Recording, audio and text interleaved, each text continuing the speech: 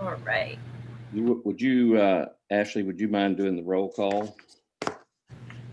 Sure. I'm not seeing everybody on my monitor here, but I'm sure Are they're. you able to see the list of participants? Should be um, on your computer. You should be able to select where you can see the participants in the bottom, I got it.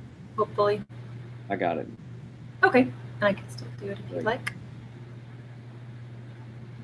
All right. I'll just go down the list in order. Jeff Green,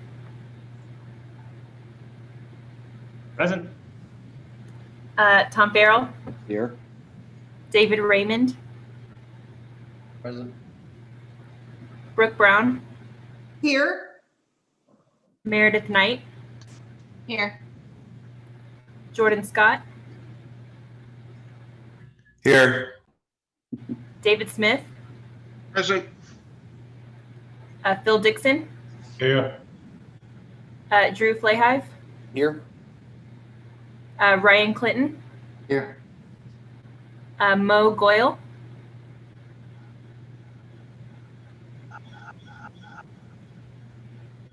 Don't see Mo on here yet. Oh, I can see you logged in. It doesn't look like you're muted. I see his video. Painfully ignored.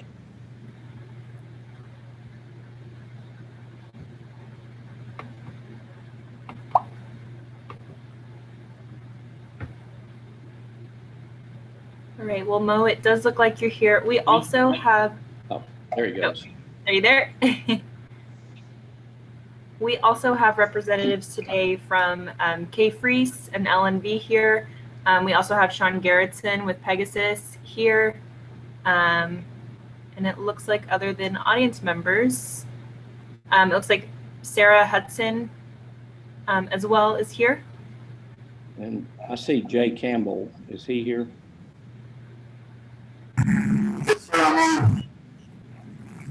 Okay. We can kind of hear you, Jay. We saw you come up there. Having a rough time getting a lot of feedback.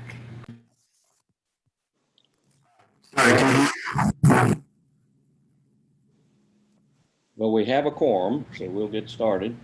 Item number 2 is our minutes, discussion possible action on the minutes from the October 26, 2020 meeting, from the comprehensive plan strike force meeting. And the way I'm going to do this is if we have, if anybody has any kind of changes they'd like to make, we can discuss it. And if you'd let me see that, if you want to raise your hand or let me know right now. Otherwise, could I get a motion to approve the minutes as submitted? And Brooke, is that you? Oh, we lost Brooke's voice. There we go. Okay. I so moved. Okay, do we have a second? Yeah. There we go. Thank you, Phil. Okay, we have a motion and a second, and I'm just going to do anybody opposed to this, and I don't see any hands raised, so we will go forward. Item number 3 is our presentation by the city engineers on utility and drainage. And I'm sorry, who do we have for our engineers today? I know we have Jay Campbell here, and we have somebody from LNV, from K-Freeze. So let's start with K-Freeze's presentation. And today we'll have A.B. Salinas here, as well as Lauren Winnick-Morin. Which one of you will be sharing your screen for the presentation? Well, this is AB, and neither of us, we don't have a presentation to share, and I don't know if there was a miscommunication, but was the expectation that we would be presenting? No, that's fine, Amy. I think if K-Freeze can kind of line out some of the drainage findings or answer some of the drainage questions that we discussed on Friday. And then we've got Marcus and Jay with LNV, and then they're going to speak to water and wastewater capacity along Bee Cave Road. They've been Right. modeling situations for us. Lauren, are you here? Yes, I'm here. Do you like to kick us off, or you want me to start? Sure, I can kick us off and you can jump in whenever you need to. But I guess K-Freeze had done a study of the drainage study of the infrastructure improvements plan for Rollingwood, kind of mainly focusing on drainage issues throughout the city. You know, we took a survey of some of the citizens to get their feedback for drainage issues, either in their streets and in their houses. I guess wherever they had flooding issues, and we kind of created a plan that showed some of these drainage issues within the city and potential solutions.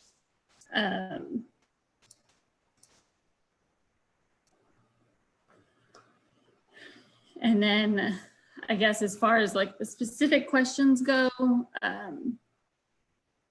that we kind of discussed last week.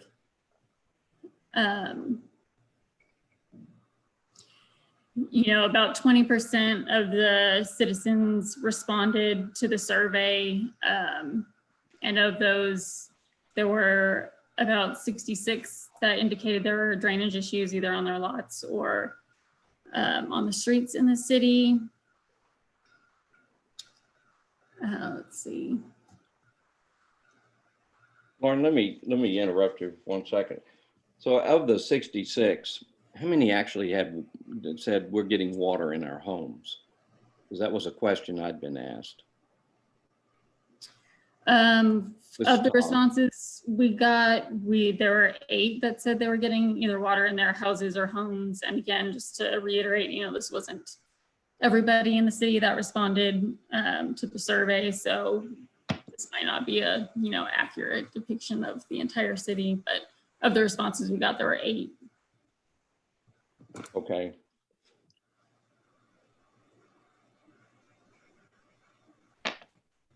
And of the 8, are any of those where we can't really do anything about?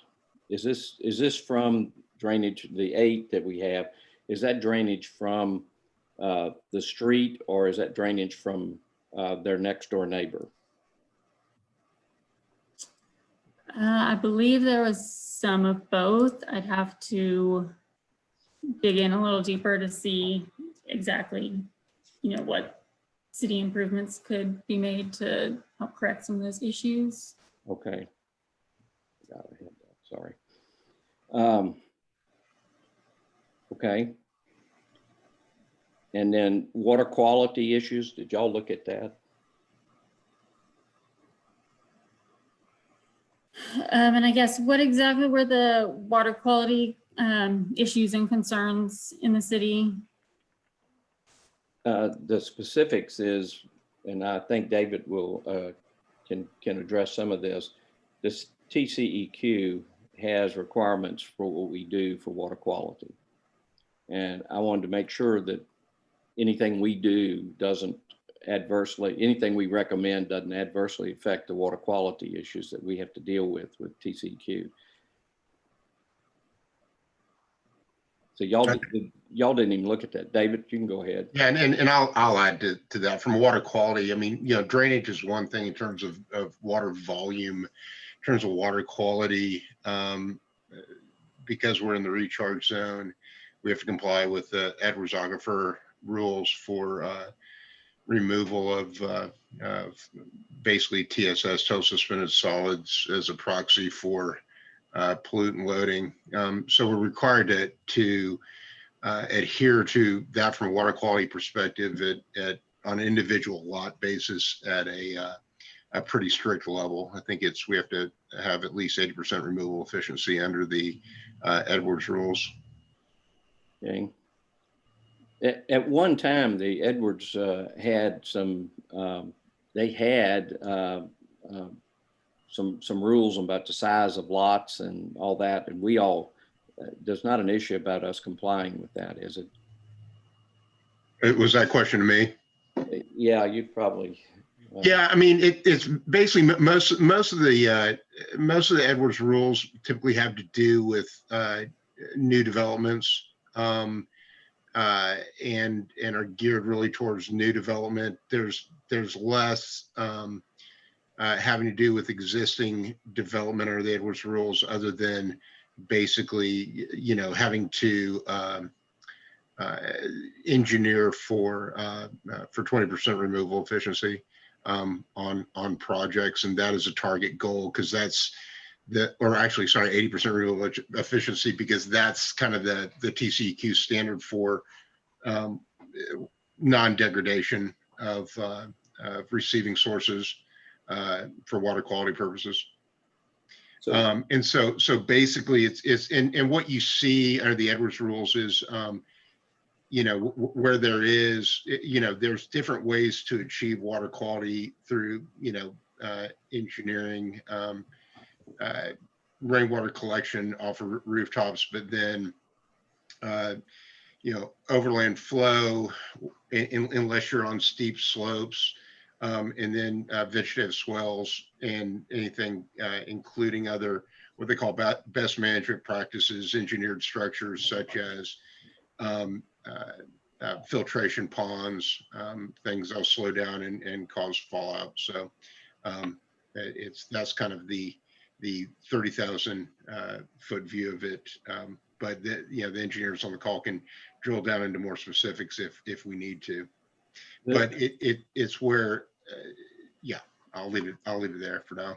The key question I had on drainage, specifically on Bee Caves Road, is there's nothing we would recommend that would go on Bee Cave Road that couldn't be engineered to meet the Edwards rules or the TCEQ rules. I guess it's almost one and the same, but they may be a little different. Oh, in terms of, are you talking about commercial redevelopment? Yes. Oh yeah, I think in terms of commercial redevelopment, you know, based on kind of what's there, on commercial properties, you know, commercial properties are going to have to basically comply with the Edwards rules and the 20% removal efficiencies, and have, you know, engineered best management practices employed anyways. And you know, I would say, based on the age and the era of what's there, anything that I'd venture to say that anything that is redeveloped there, I would expect under the Edwards rules is going to be engineered in such a way, from a water quality BMP standpoint, to be an improvement over and above what's existing. And I think that's where we can get into, you know, as part of the discussion for the comprehensive plan kind of goals, because I think there's a lot that can be done to encourage businesses to pull away from the creek there, to move structures towards Bee Caves, and basically, because I think there's a lot of restoration that can go on, because I think that creek is actually located on most of the backs of those commercial properties. I think there's a lot that can be done, you know, in terms of basically some improvements to the creek, and vegetative plantings, et cetera, to help really improve water quality, but also the aesthetics of what's going on down there with the creek and the creek area, that I think would add, you know, some nice kind of green space, plus serve as, frankly, a buffer to some of those houses down there that are either adjacent to or across the street from existing commercial structures. Okay, great. Lauren? Lauren? Yes. Oh, sorry. Would you agree, from an engineering standpoint, the city could require, so there's no impediment to redevelopment along Bee Caves Road, provided that each project met its own criteria for the water quality issues? Right, I think, that's something that they would have to take into consideration when they look at the redevelopment, but yeah, it's something that each development can achieve on their property. Okay. One of the other questions that I had been asked is the effect of larger homes in Rolling Wood on our drainage. I imagine that was not in the scope of what you looked at, but we obviously continue to have larger homes, and whether that would be something that's going to affect y'all's study in the future. Right, and I think in general, for this comprehensive plan, we want to, what y'all want for your city, and then we can work around that, whether we need to update the drainage criteria manual or what's allowed per lot and what the best way to kind of achieve the no adverse impacts for any of the, increased runoff that would be generated from these houses or any development within the city. And I think we have like 90 houses in Rolling Wood right now, either being rebuilt or major remodeling. Amber, is that generally correct? I know it changes every day, but that number comes to mind that we've mentioned before. Is that a fairly accurate number? Hi, Tom, shoot me that number again. 90? 90 homes under permit. Yeah. Yes. Yeah, that might be a little high right now. We might have, last I checked, I think it was closer to like 65, but that could have changed as well. Okay. Close. Behind the curve on that. Okay. Hey, Tom, one thing, well, we have the engineers here, and this may be something y'all have looked at, but one of the things, just kind of been looking at, thinking about is, and I can't remember off the top of my head under the TCQ slope criteria, but, there's been discussion on and off about, impervious cover, and impervious cover as a water quality structure is only beneficial so long as you don't have too steep of a slope and enough of it to make a difference. Given the slopes in our neighborhood, I worry a little bit that on the residential side, a lot of the impervious cover limitations, particularly because we're required to have unless you're able to reach the water quality required thresholds, you're going to have engineered structures anyways. I don't know how much impervious cover we have in our neighborhood to really be that effective as a water quality BMP for water quality purposes, as opposed to things like either engineered structures, swales, rooftop rainwater collection, et cetera. Have y'all looked at that at all? Lauren? I think David's addressing that to you. Yeah, either Lauren or Abe. Yeah, I mean, in short, the answer is no, we have not looked at that. With respect to what kind of water quality structures that you might have in your city,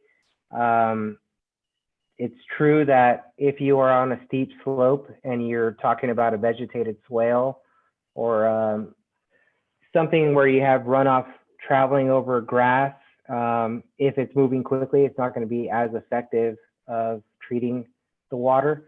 So depending on where you are within the city, you may have to select structural BMPs that fit the application of the area.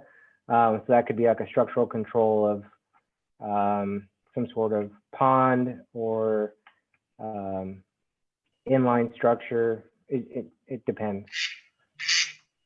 Hey, David and Tom, I just real quickly, BMP for everybody else, I believe is best management practices. Is that correct? Right. Okay. Yeah. Yeah, it's BMP is basically shorthand for best management practices. It's it's TCEQ parlance for any sort of water quality structure, anything from a vegetative swale application to, you know, vegetative filter strips to a water quality wet pond or a drainage pond. They call them BMPs. So I thank you for clarifying that, because I tend to revert into agency regulatory speak at times. But I mean, that's generally BMP shorthand for any sort of engineered water quality engineered solution. Right.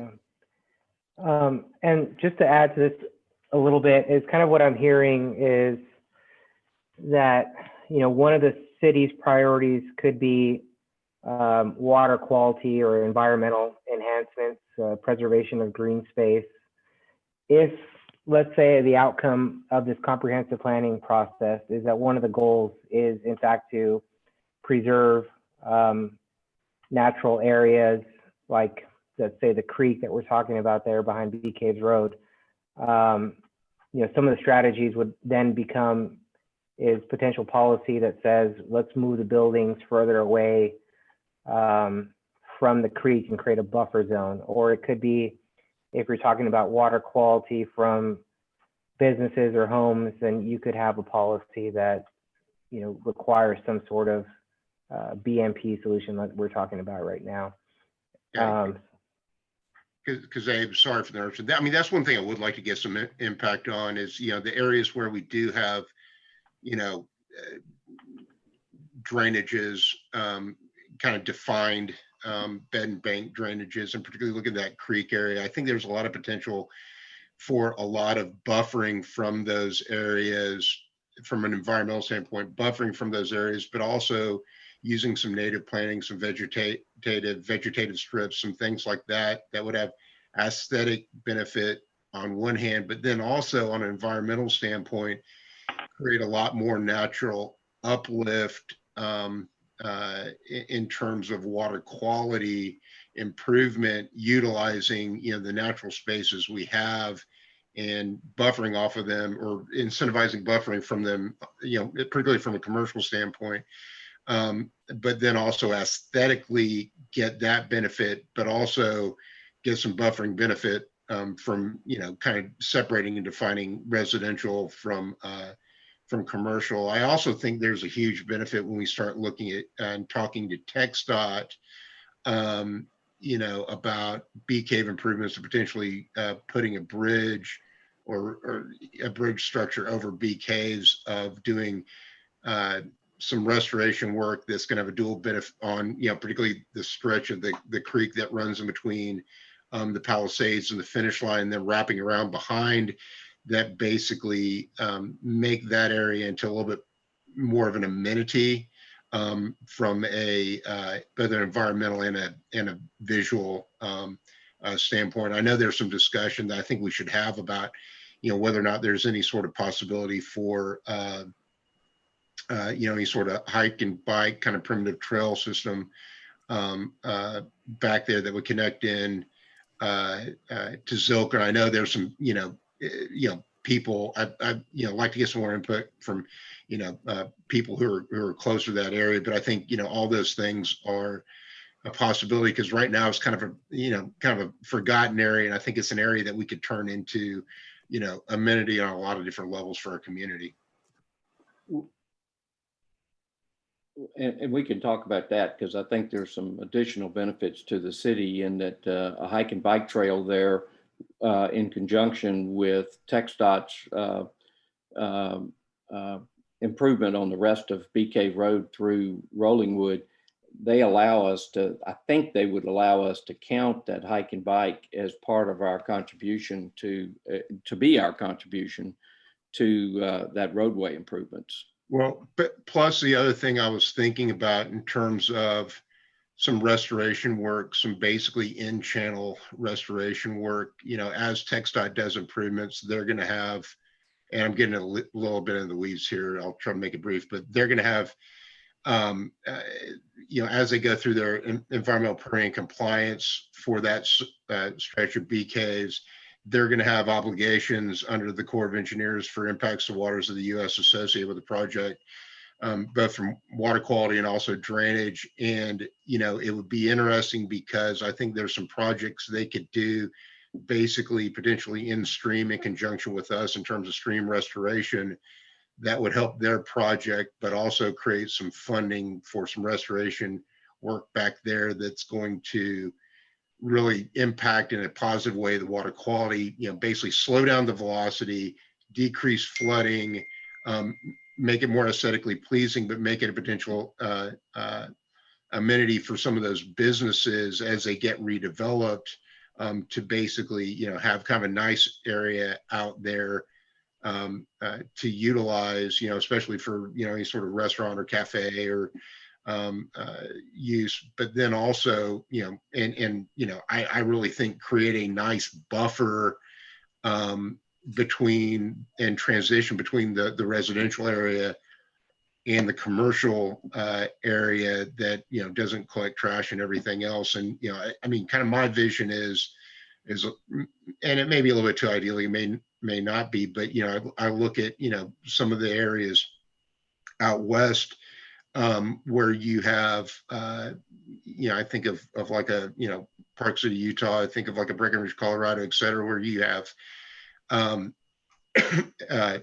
stream or basically a stream area running through in pretty close proximity to both, you know, retail and restaurants, as well as residential areas too. So I think that's something, and there's funding sources out there that we can leverage on both from both a public and private standpoint, where I think we get some bang for the buck, create some incentives, and not have to foot the bill ourselves. Excellent. In regard to that, and I have to tell you, one of my pet peeves is that creek gets called Eanes Creek, and I think it's really called Dry Creek, because there's another Eanes Creek a little further out, Bee Caves Road. So I noticed I would love for the strike force to put it into the Eanes Creek, Dry Creek controversy that's been plaguing this city for years. It's time we take a stand on a name, and that should be, if not the number one thing, at least the number 25 thing that this committee does. Yeah. Tom, I don't want to weigh in on that controversy. It's too white hot for me to weigh into that one. But I am one of the people who lives directly on it. I don't know if you'll be able to see it. I might be able to put it. We got you good. That is what we're talking about. Right out my window. I think that first of all, I love David's idea of pushing the development towards Bee Caves and away from the Rollingwood residents. I think you can actually possibly give developers more space by eliminating some of the setbacks on Bee Caves itself. I don't think it seems like driving around the city, it's a modern design scheme that these buildings are pushed closer to the road, not far back with big parking lots in front of them. And I think that could make that could have a win-win all the way around by helping the people like myself who live right on it, but also by giving the developers a little more space and a little more room up front. I do want to point out, because I think this is missed for any of you who don't live on it, it is not a creek. There is no water in this creek.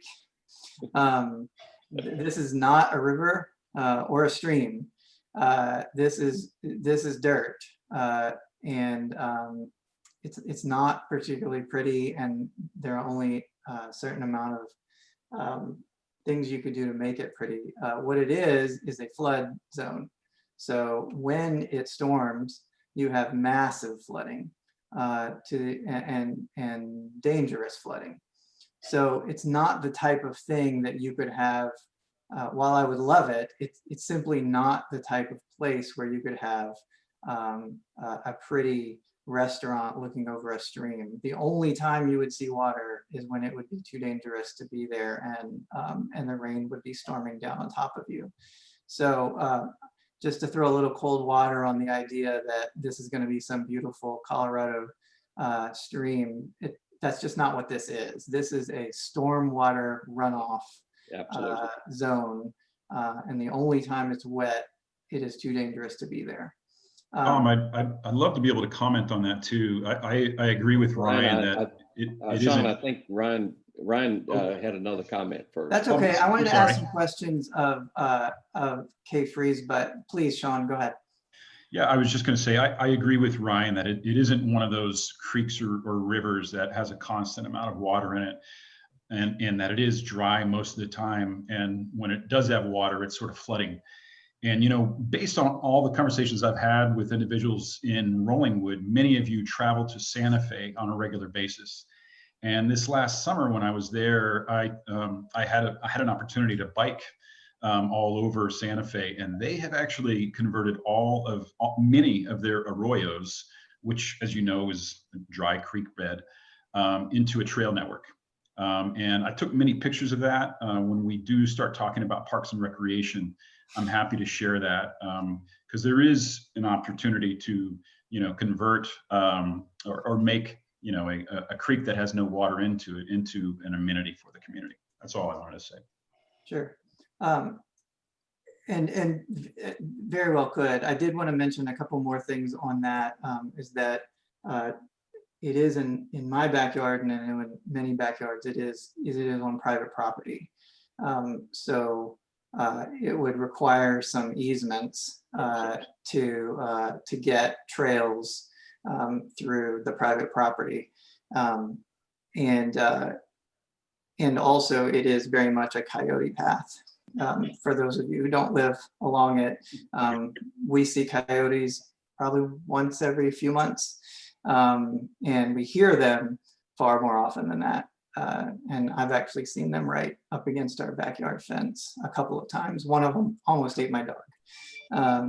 So it's just not exactly what people picture when they picture a creek. It is much different than that. With respect to the drainage, I did have a couple questions on the drainage report.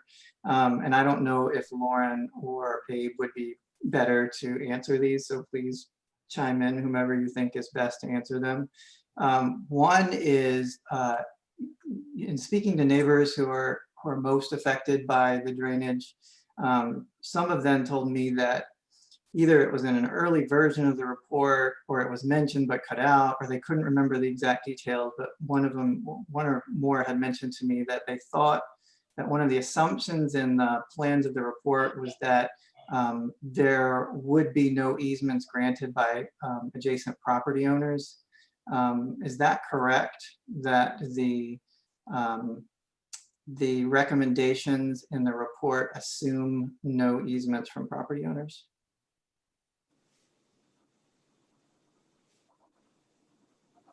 Lauren or Abe?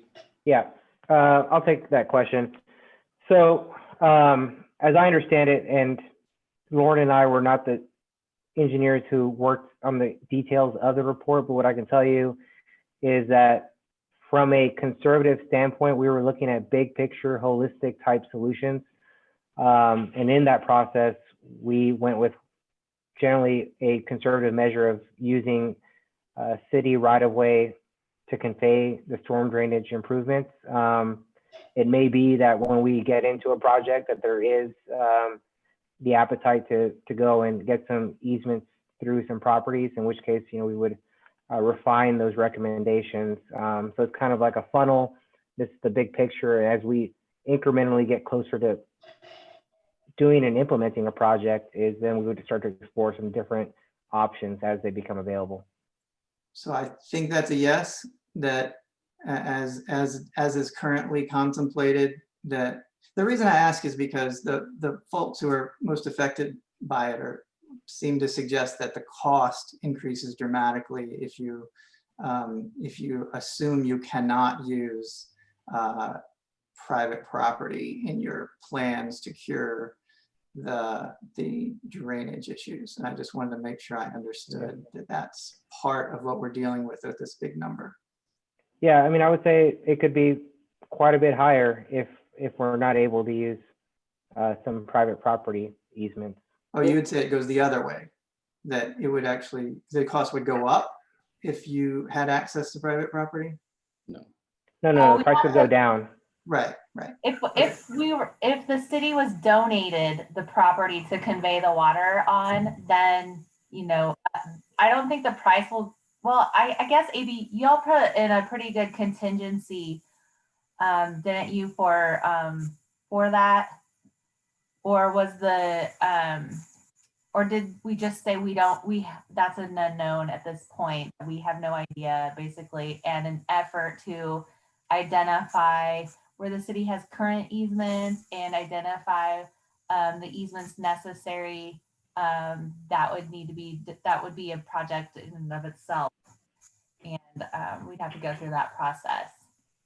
Yeah, I mean, I think that's kind of a next step. And so as an example, let's say we picked a project or an area that we wanted to prioritize and improve, then the IIP is a tool to understand the severity of the issue and an order of magnitude of the cost.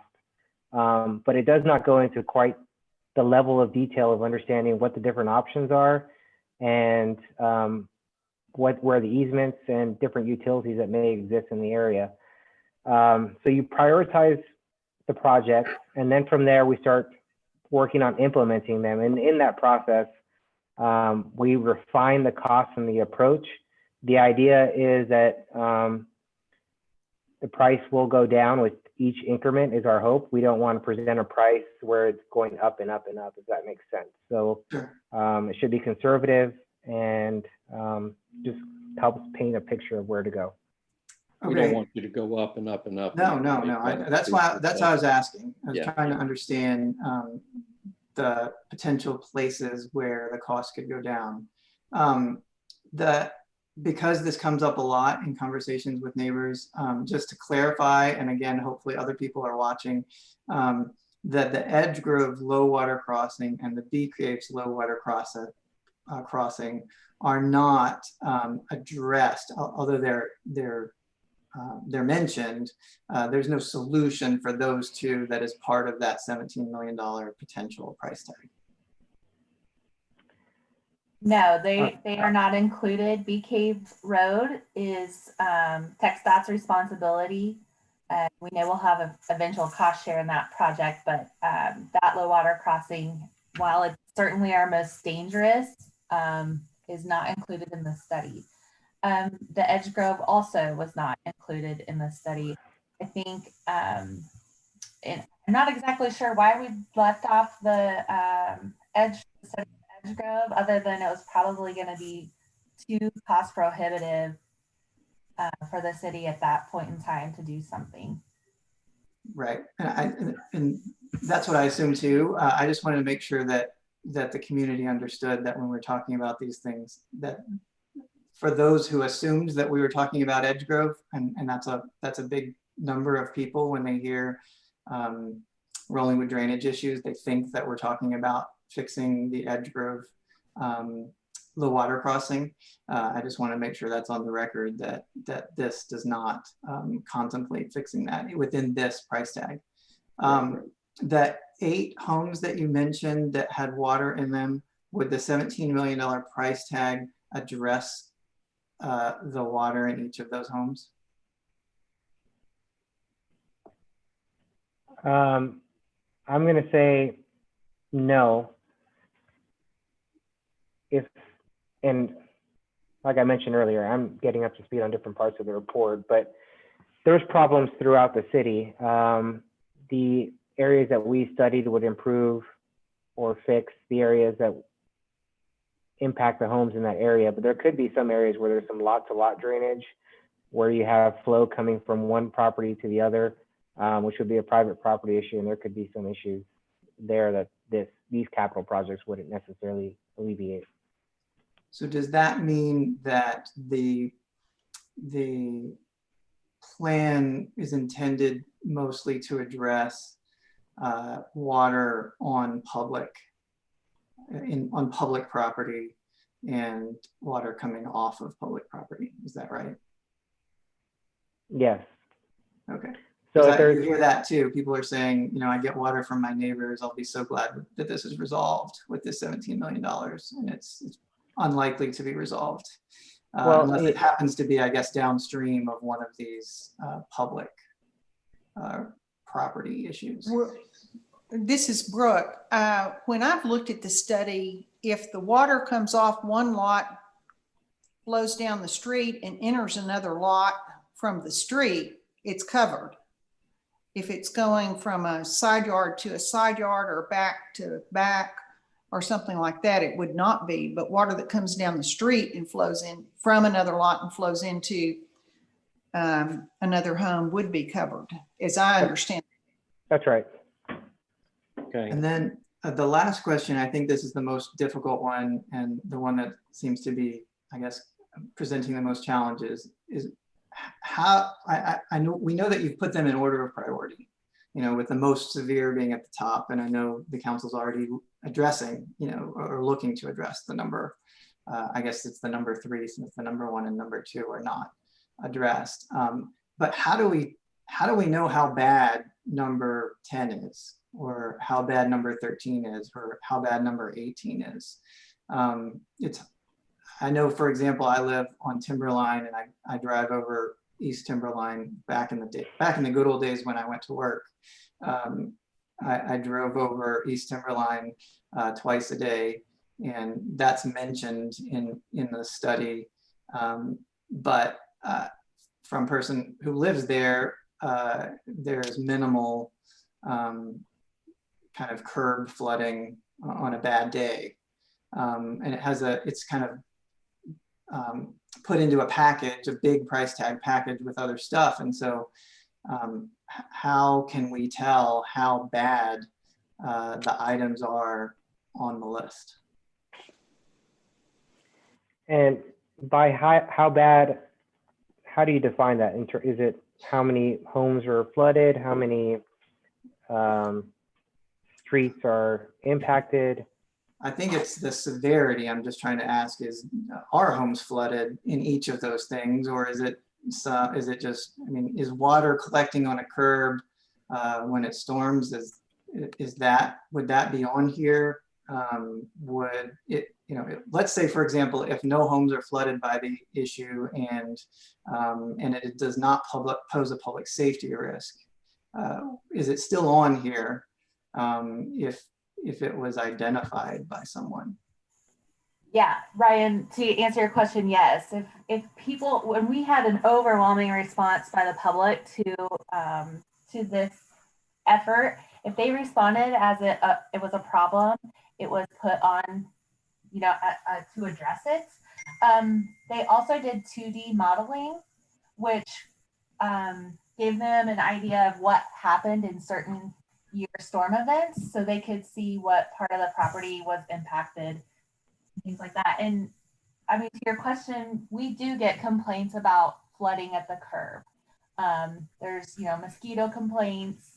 There are a couple of places in town where we send public works employees over to manually sweep out the water that's pooling in the street. It's also damaging to the streets, how water pooling there. So I hope that was helpful. AB, did I miss anything with that answer?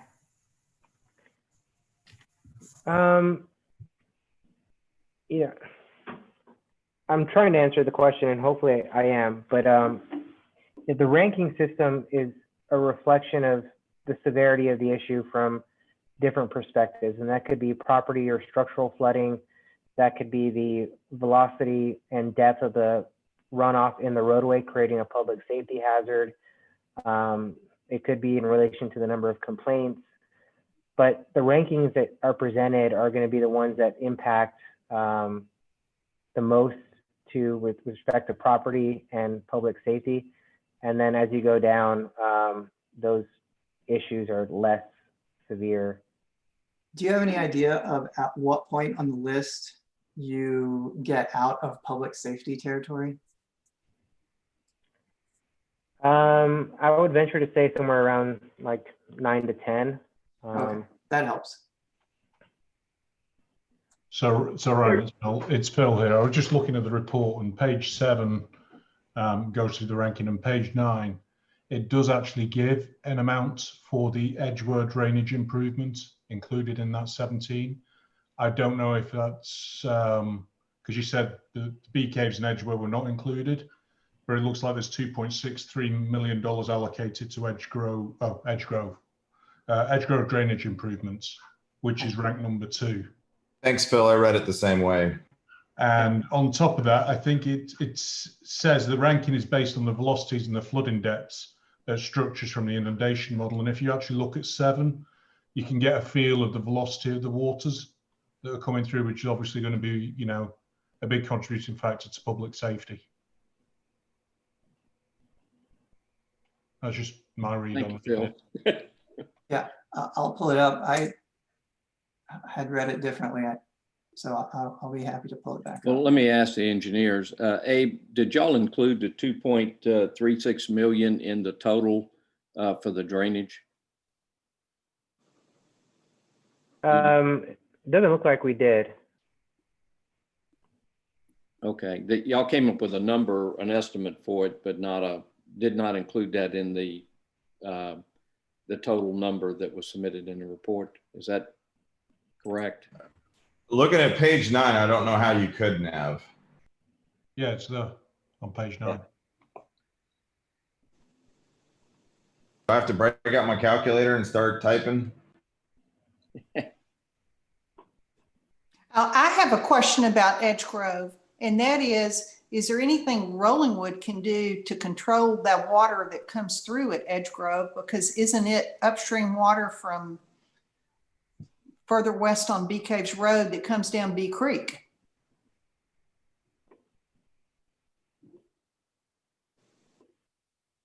I would say the answer is yes and no.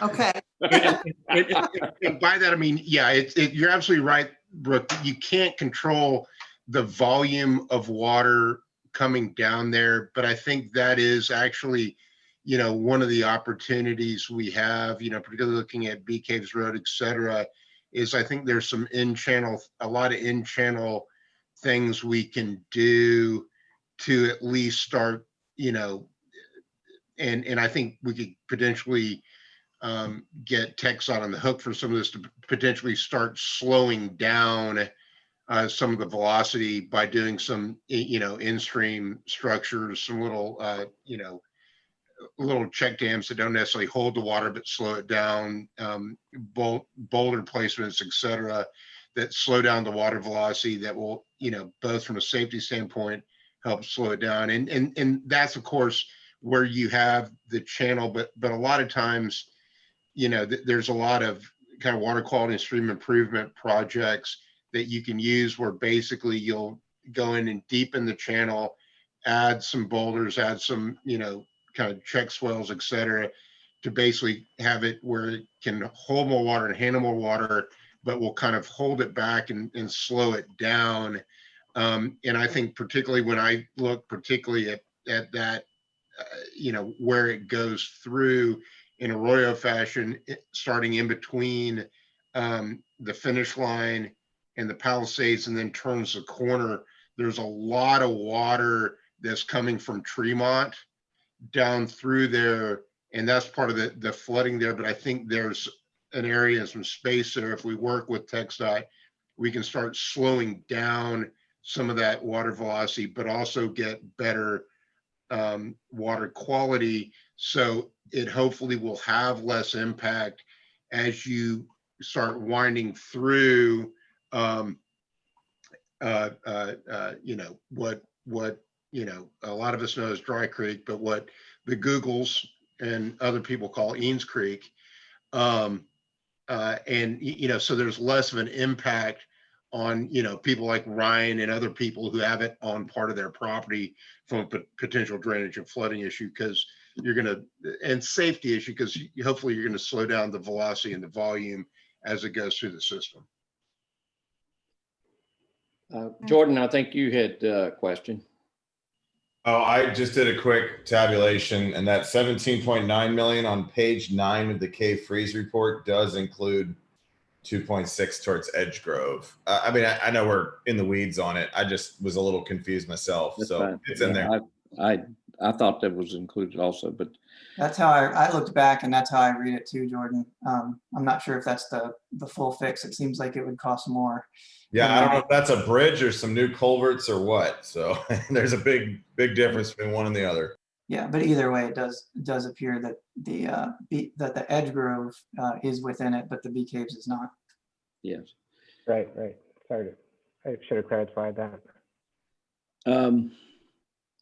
Abe, I had a one final question that I received, and that is, so we have Rollingwood, when it was developed as a rural subdivision, not an urban or not a suburban subdivision.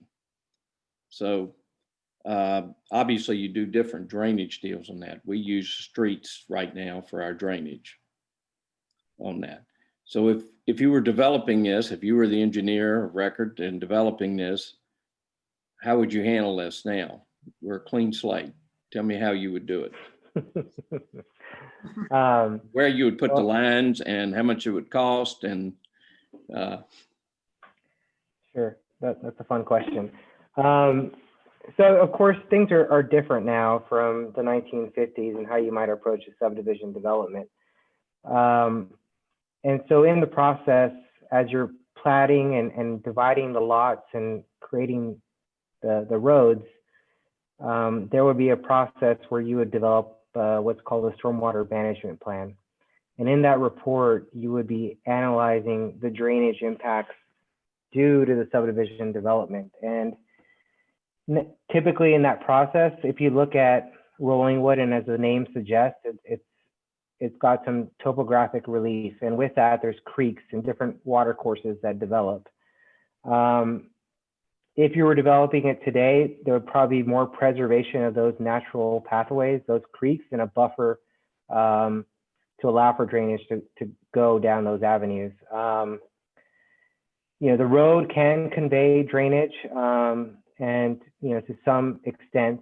And I think cities all over the state are experiencing problems of containing and allowing drainage to move efficiently. So in short, it would have been preservation of the green spaces of the creeks and allowing water to go through there. That would probably be the least expensive option versus a storm drain pipe system. But you are where you are now, and so now it's time to, I think, focus on where some improvements can make the most impactful difference.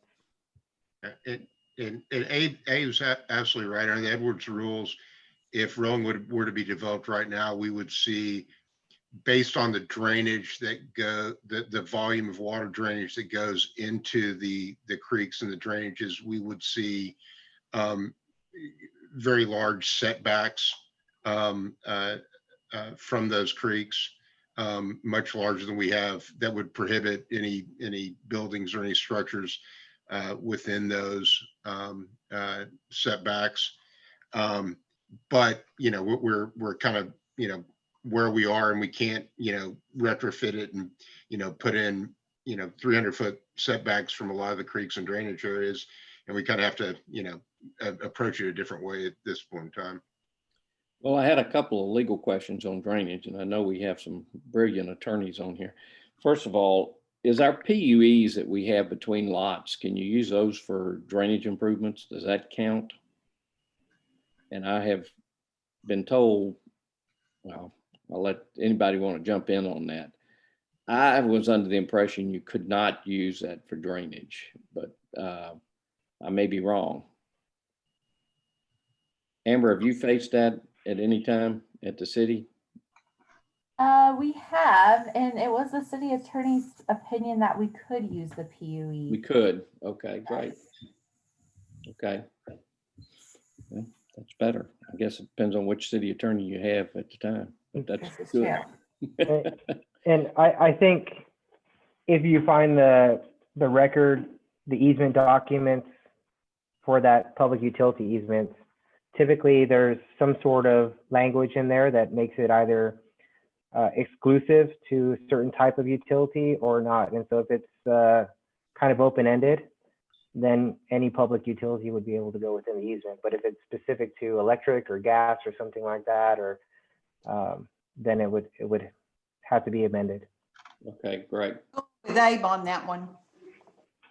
This is Brooke. I'm going with Abe on that one. There we go. Thank you, Brooke. It probably vary by the plat under which each lot was originally platted.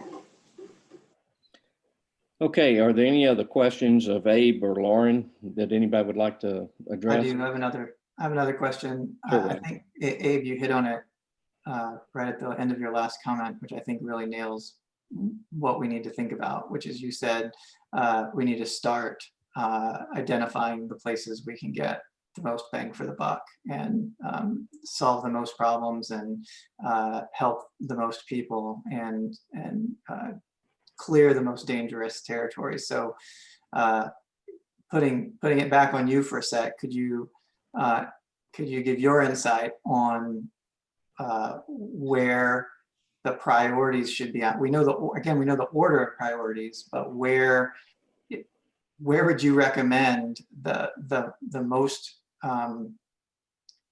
impactful things would be? What would you say if you were facing trying to prioritize where the city should spend money?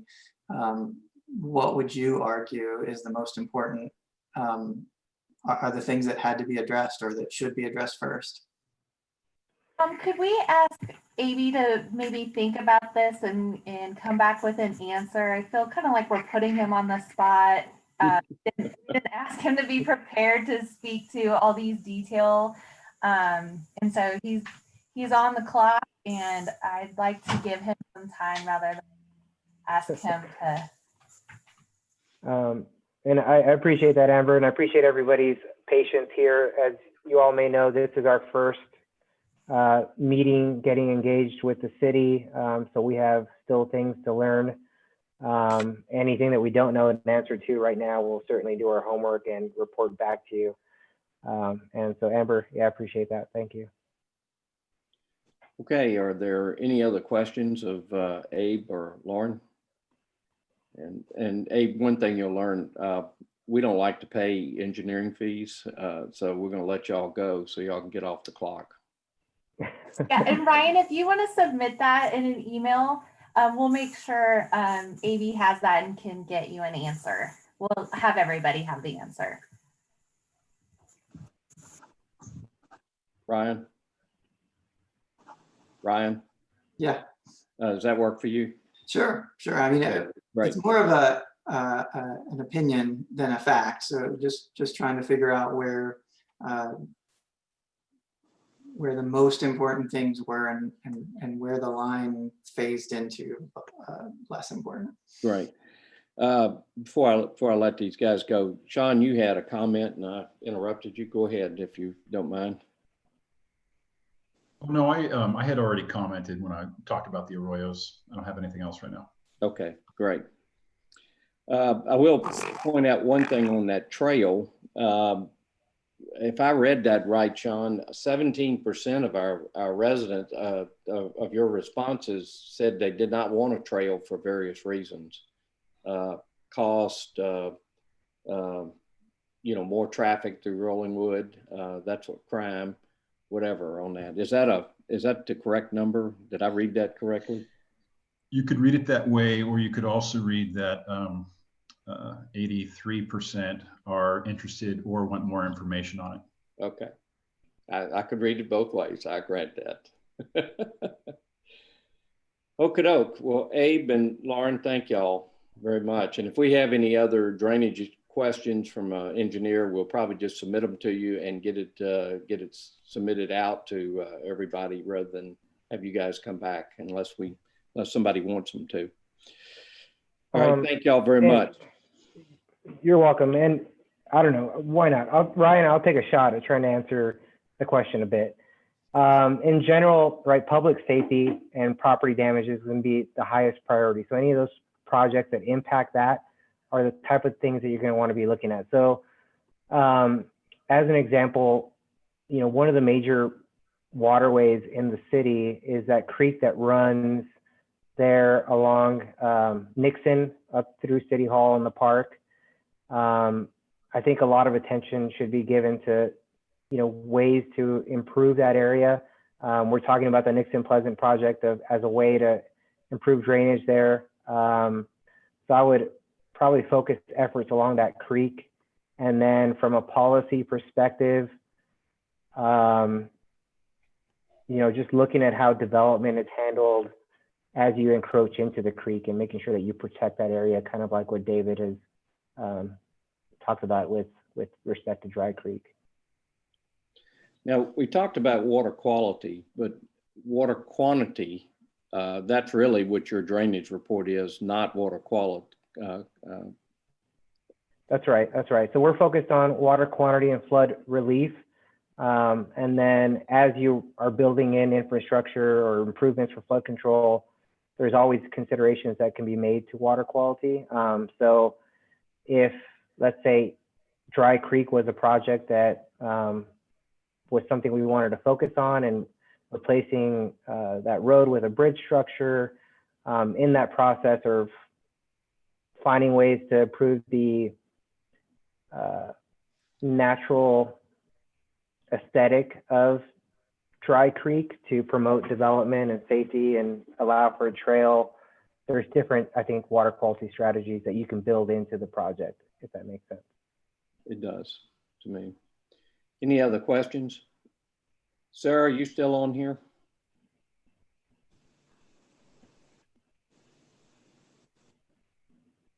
I guess not. Thank you all very much for your time. All right, thank you.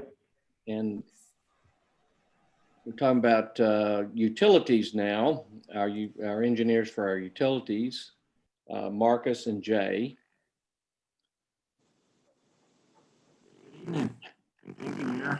Hello, Marcus. I'm going to talk about water tasks with. You're breaking up. Marcus, you're breaking up a little bit.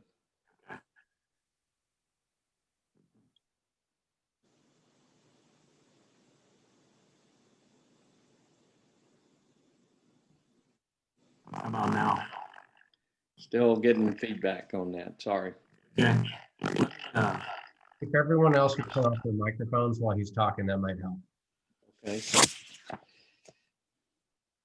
I can remember to cut them back on. He might also be able to call in for the audio portion. Yeah. How do I sound now? No, I'll call in.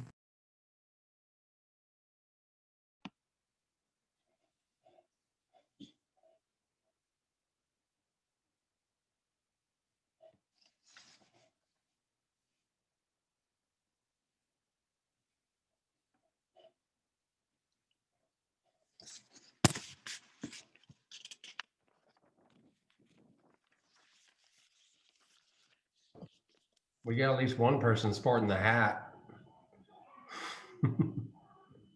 I got to go find mine now.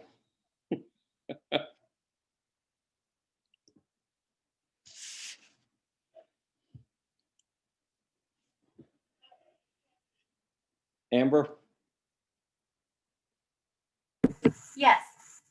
Is he calling in? Looks like he is. Looks like he's looking for the number. We'll be sure to add him as soon as he's called in.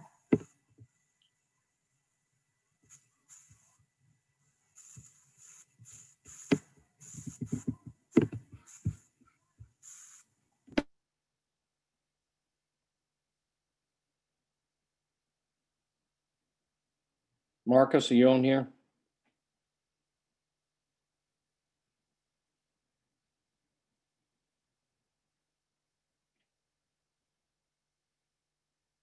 I'm still not hearing him. Doesn't look like anyone is calling in. There's one iPhone that's muted. Oh, now it's unmuted. Hi, can you all hear me? This is Jay. You can. Yeah, okay. I think Marcus is trying to call in right now. I think he's trying to make, I don't know if he's doing a phone call or if he's going to try and connect with Zoom over the phone.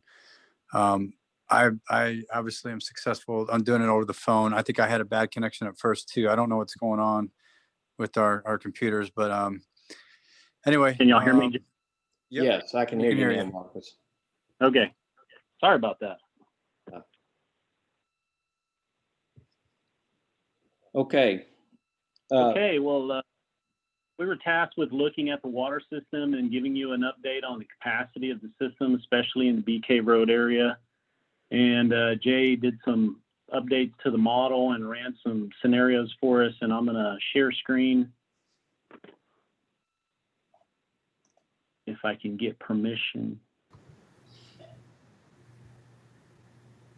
Marcus, what? Oh, just from the one you're logged into. Yes. I'm going to try to make you a co-host and see if that helps. Let me know if you're able to see your screen. There we go.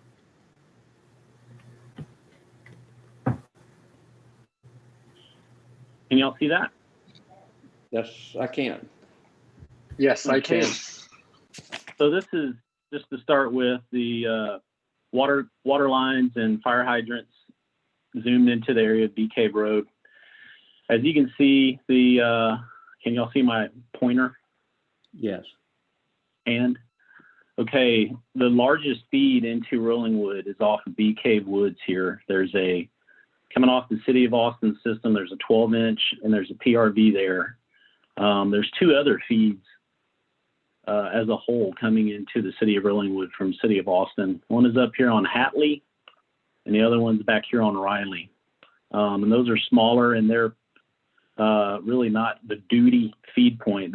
This point right here is. So you've got that going for you as far as capacity into the Bee Cave Road area. You're not going to see any head losses from the Austin system at that point. You also have a 12-inch, and in some cases you have parallel 8-inch, and then you do just have a section of 12 here, but you also have the 12 going into the residential part of Rollingwood, but you also have a 6-inch paralleling the 12-inch that's coming down, going towards that town Rollingwood Center development. So you have a pretty robust system of water lines feeding that part of town, and we wanted to look at fire flows and also velocities of the water in the pipes in this area to see if there was any kind of stressing of the system. Jay put a demand scenario where it's peak hour demand, which is average annual day demand for all the nodes in the system. If you peak that up to, I think it's 2.4 to get to max day and another 1.85 peaked again to get to a peak hour demand, which is the worst case scenario, kind of the highest demand situation. And I'll share some other maps here.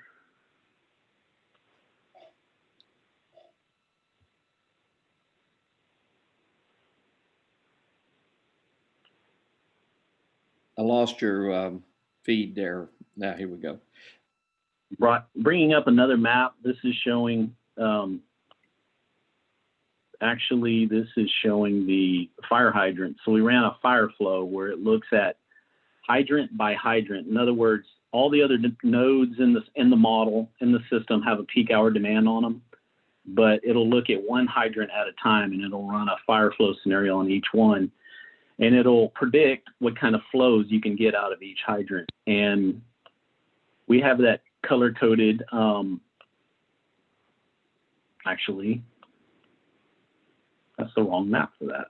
Hang on, let me find the right map.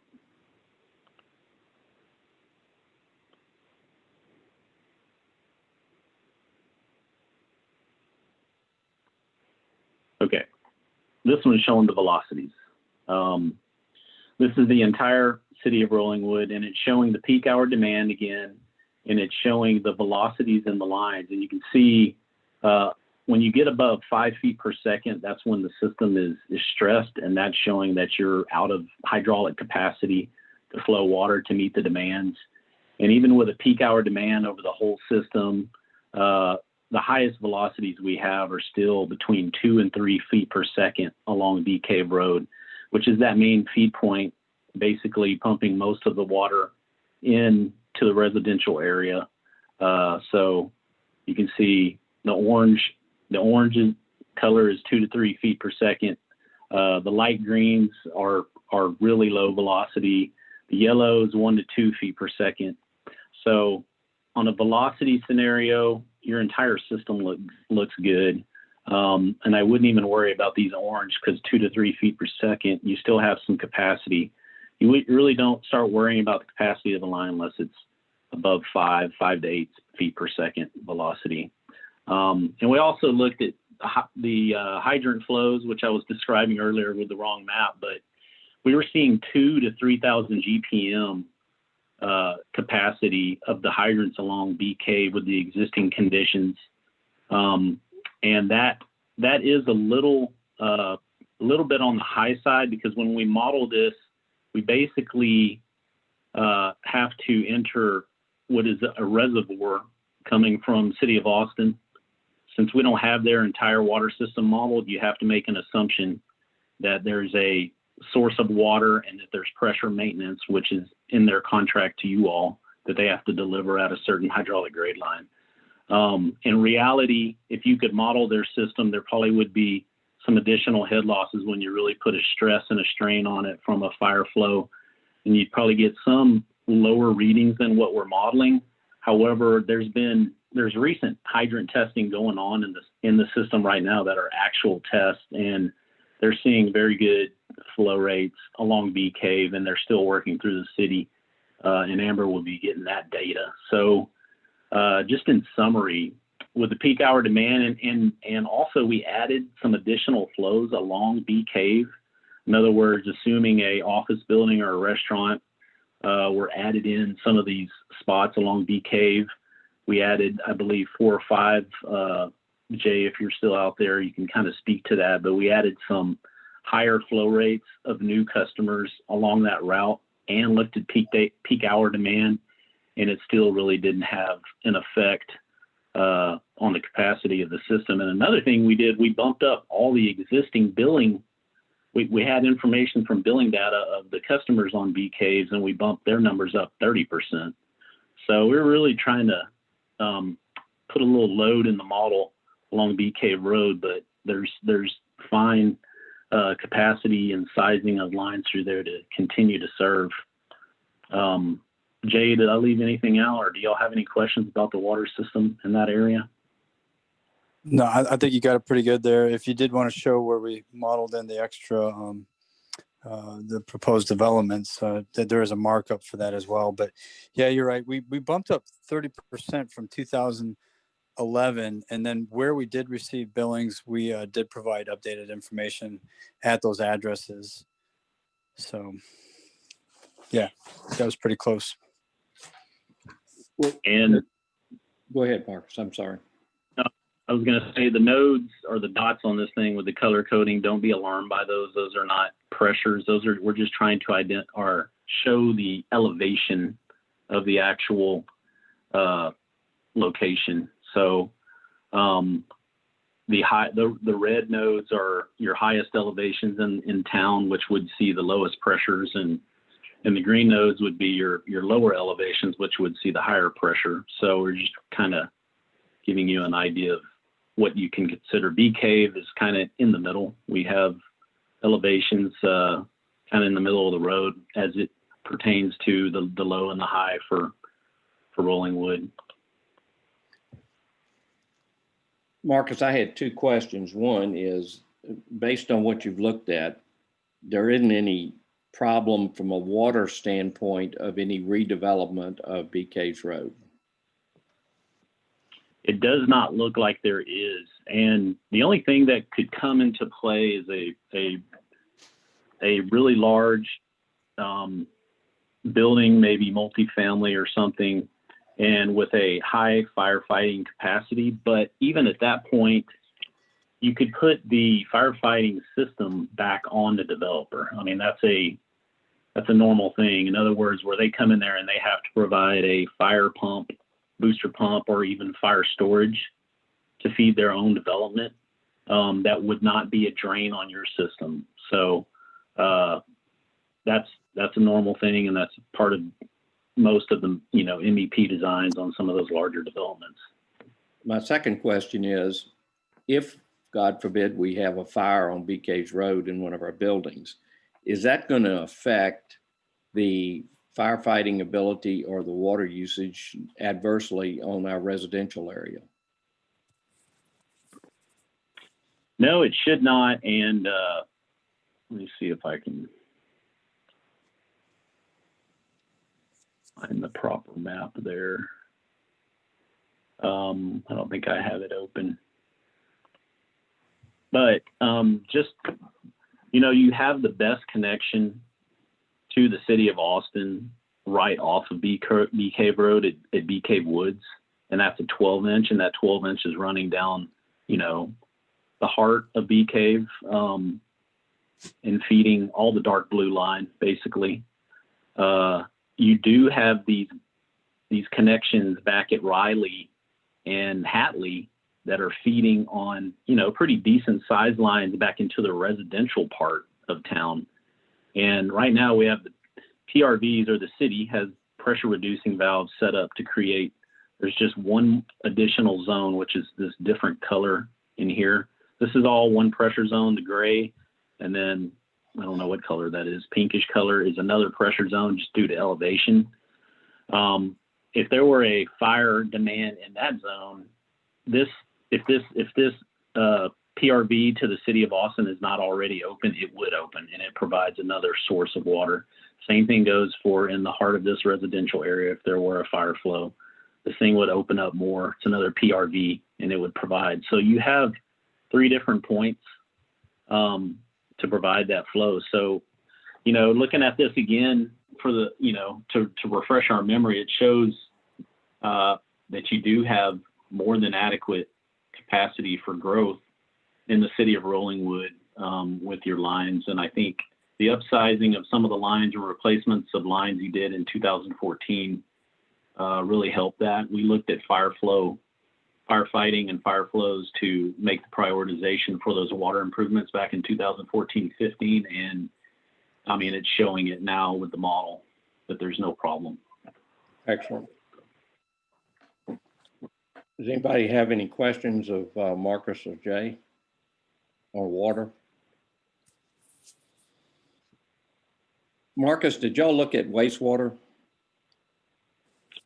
We don't have a wastewater model for the city, but we did look at the map, which I put up here, and just wanted to point out to y'all that half of that area is connected directly to the city of Austin. So everything in white. I'm not seeing your map, Marcus. Okay, let me try that again. One away. Can you see that? Yes. Okay. So what I was saying is the white lots are connected directly to the city of Austin. And those are most of the lots on the other side of Bee Cave Road. The orange lots are in Rollingwood's wastewater system, which everything feeds down through this 12-inch to the Delana lift station. And then that pumps into the city of Austin, the connection point where all the wastewater flows discharge into the city of Austin at that point. So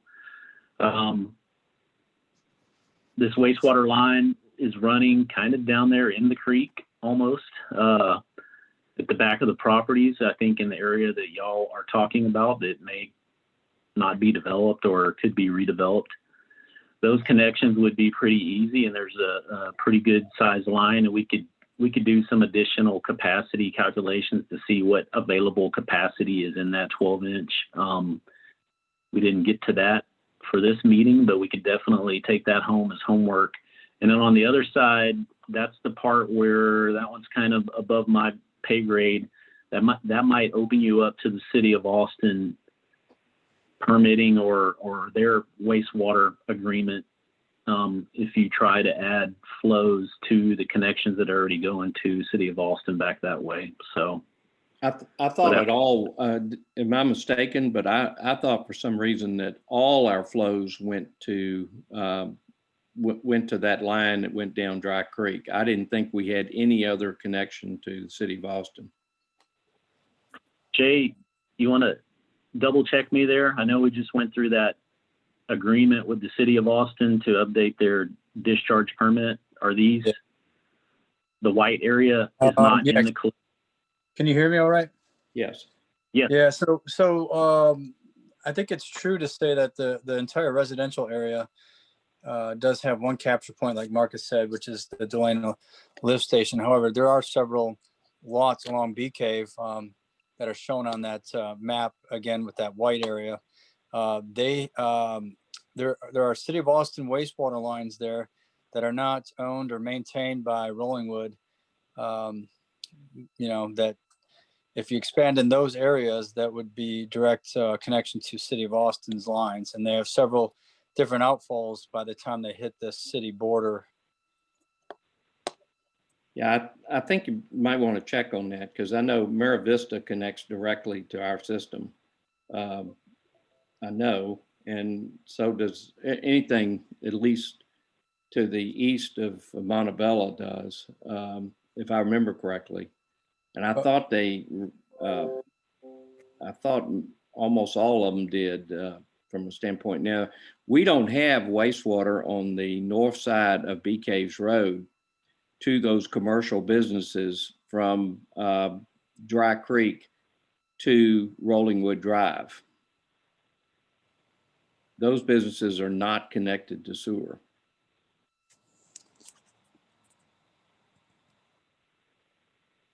They're all still on septic. Right.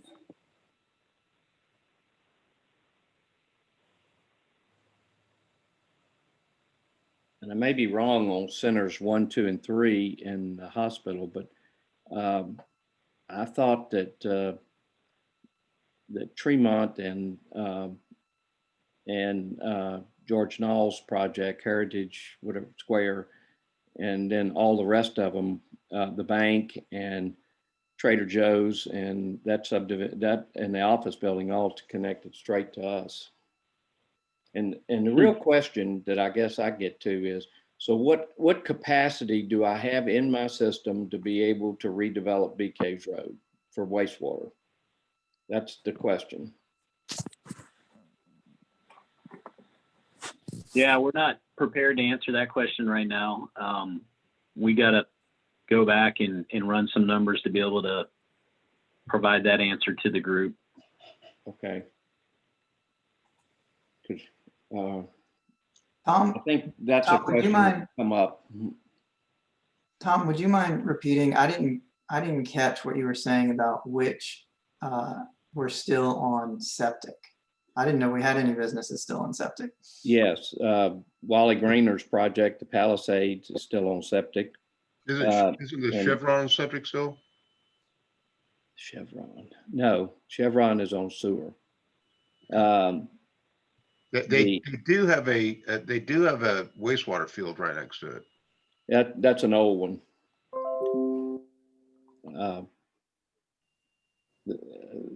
If I remember correctly, and of course it's been 20 years, but we did not run at that time. The businesses there didn't want to hook up, and we didn't run from Rollingwood Drive to Dry Creek, a wastewater line.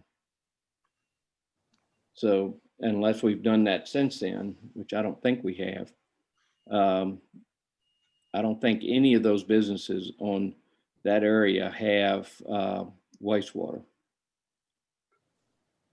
On the north side of Bee Caves Road from Dry Creek to Rollingwood Drive.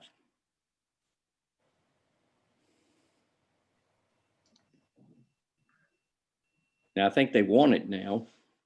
And for the life of me, if you could, where your pointer is, that one is, I think that is in permitting stage to build a little building on. And then the ones to the right of that If you could find their drain field, I'd love to see it. I've never been able to find it. But that's, I think I am correct on that, unless it's been done over the last couple of years, several years. But I know in 2000, that line didn't get extended on that. Now, centers 1, 2, and 3, which would be 3101 B caves and 3003 and that area, they were hooked to the city of Austin, but I believe that we may have, and they still may be, but I think the remaining of that area, like Mira Vista, is connected to our system. In fact, I'm positive of that. And the office building in Mira Vista is connected to our system. And the bank on the corner of Montebella and Bee Caves is connected to our system.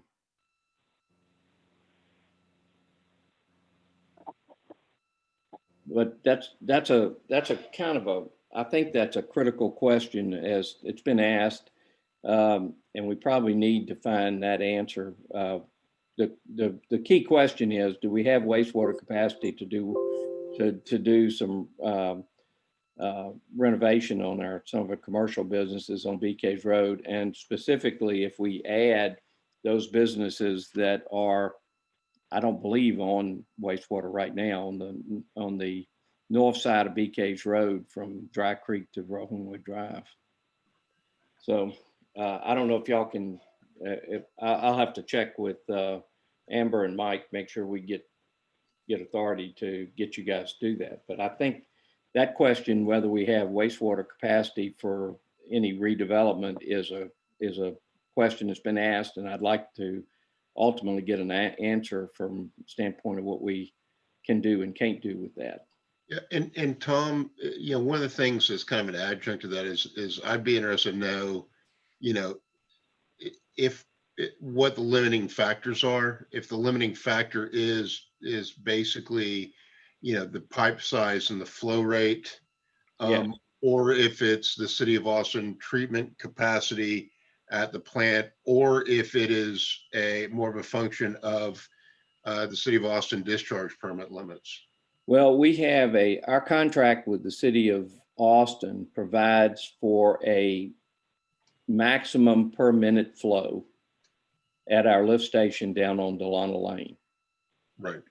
And the reason that is limited is because the hookup that we could get from the city of Austin at that time was a 9-inch wastewater line that went under Mopac and then cut across Zilker Park to a lift station in the parking lot of Barton Springs. Right. And so we are limited to how much we can pump to that lift station. 6-inch line, I guess. Thought it was a 9. We, as a safety measure, because we weren't sure what was going to be developed at Mira Vista and Rollingwood Town Center, there is a 75,000 gallon extra tank next to our lift station that you could store wastewater in and pump it 24/7 if you had to. We really don't want to have an overflow of our lift station and pollute the Austin Nature Center or Zilker Park or Barton Springs. I think that would be a good thing to do. Well, all I was saying is I'd just like to confirm that is. Yes, no, I agree. So the case as well as, confirm what's going on with the commercial projects on the south side. Yes. Okay, I will get authority and see if we can get that information on that. Tom, any other questions on Marcus or Jay in regard to the wastewater or water issues that we have in Rollingwood? Tom, David probably uses far better terminology because this is way out of my league, but so he's probably already asked this in a way that I didn't understand. But I think people will ask, are the wastewater things issues, things that we can fix or put on developers? Or is it something that we cannot fix, that we have no control over because the city of Austin won't take anymore? For me, I think that's a big question. I can give you part of that, Ryan, is that there are other connection sites for wastewater. I thought that Marcus and Jay gave a good analysis of the water capacity, but the wastewater is a limiting factor, I think, as to what we could possibly do. And I think that is there are some other wastewater locations we could tie into the city of Austin. They were not happy to let us do that at the time in 1998 or 99. And this was we were only able to get the wastewater for Rollingwood because we were able to locate that 6-inch line. I swear it's a 9-inch line, but that's best of my memory. And that was a brand new line that had been put in 20 years before that had never been used. And we were able to use that as a connection over to Barton Creek, the pool. There is a lift station in the parking lot of Barton Creek, and it's a big one. And it takes a lot of flow, and they were able to get us our capacity into that lift station. Again, we don't want to be the one that overflow that. So, okay, but I will endeavor to try to get that a little more detail on that, because I think that's an important consideration, as well as the pipe size we have down Dry Creek for wastewater, as to whether or not that would be able to handle any additional flow. So I think it would, but I'm not sure. Okay. Any other questions of Marcus or Jay? This is Jordan Scott. I was wondering if we could get copies of that information they showed, or is that privileged? We can share it. Okay. If you would send that to Ashley, she can disseminate it to everybody. Will do. And we are not doing the drainage master plan. I know that's Kay Freeze, and I should have chimed in when he was speaking to it, but LNB has attempted, and I'll say attempted, to do a handful of drainage projects in the past 5 years. And when someone was asking what the number one priority would be there, to me, the easement issue has hampered probably 60% of the projects that we looked at.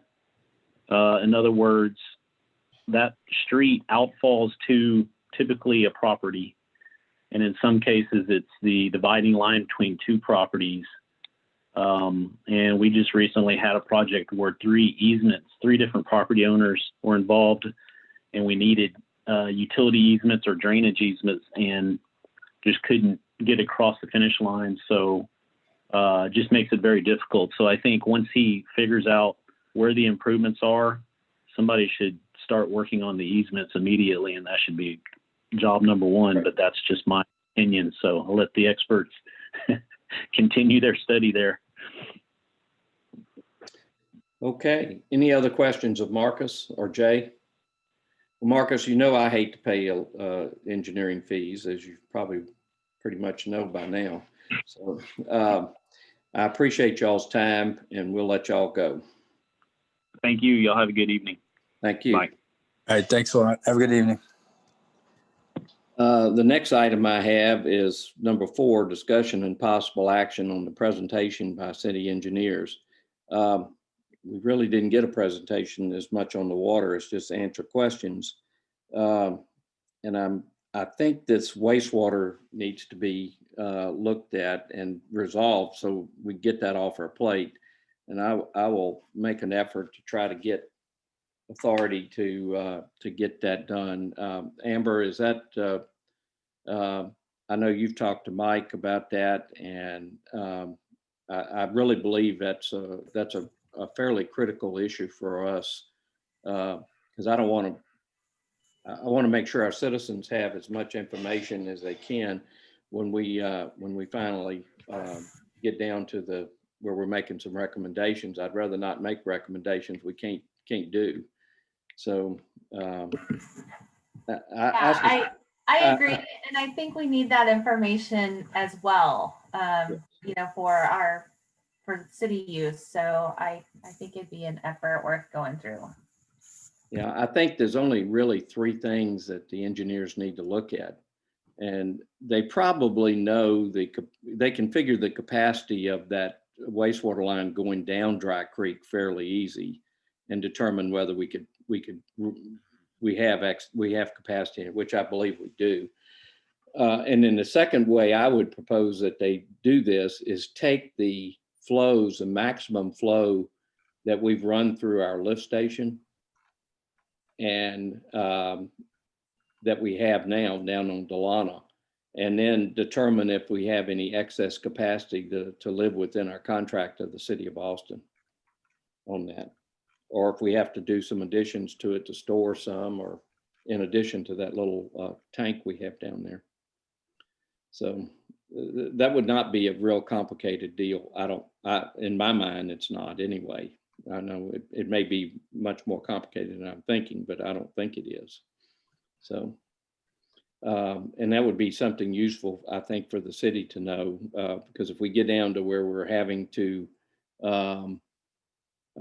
figure out how many restaurants we can put on Bee Caves Road, that might get to be a critical component of that decision. So anyway, any other discussion on our engineers? And just so everybody knows, the city has just recently, last month, moved our city engineer from LNV to K-Freeze. I don't think we even have a contract yet, do we, Amber? No, we're negotiating right now. Okay. Well, we may have run them off, so I hope not. But, you know, we'll see. Okay. No other issues on that. I've got number 5, discussion and possible action on drainage issues. David, I think you covered a lot of the TCEQ issues, which I thought was very useful from the standpoint of water quality issues that we have to deal with, whether it be residential or commercial usage on that. So I would, you know, it's still kind of concerning to me that we're looking at a drainage study without and they may have, I should have asked this, and it's on my list and I forgot to ask it, I apologize, but at our rate of growth where we're taking 2,600 square foot houses and making them into an average of 56 or 5,700 square foot, did their study, and Amber, you may know the answer to this, did their study take that into consideration as to when Rollingwood is in the future, 10 years from now, when we have 75% of our houses rebuilt in Rollingwood? Avy stayed on the line. He assured me he is off the clock, but wanted to Oh, good. more. So Avy, hate to put you on the spot for this question too, but is that something you have an answer to?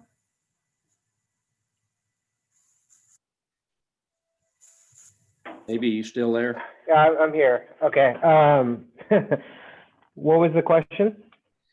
The question is, when we did the drainage study, did we take into consideration 10 years from now when we have 75% of our houses 5,600 square foot average as opposed to 2,600 square foot average that we have now? We may not have that now, but whatever the numbers are. I believe that no, we didn't consider that into our assumptions. It was based off of existing conditions. Okay. All right. Tom, I have another question. I didn't realize that AB hadn't dropped off that I meant to ask, which is that the study identifies multiple sources, potential alternative sources of funding. And I was wondering if you had any concept or any idea of what the likelihood getting matching or alternative funding is, and what the likelihood of, and what level we might get it at?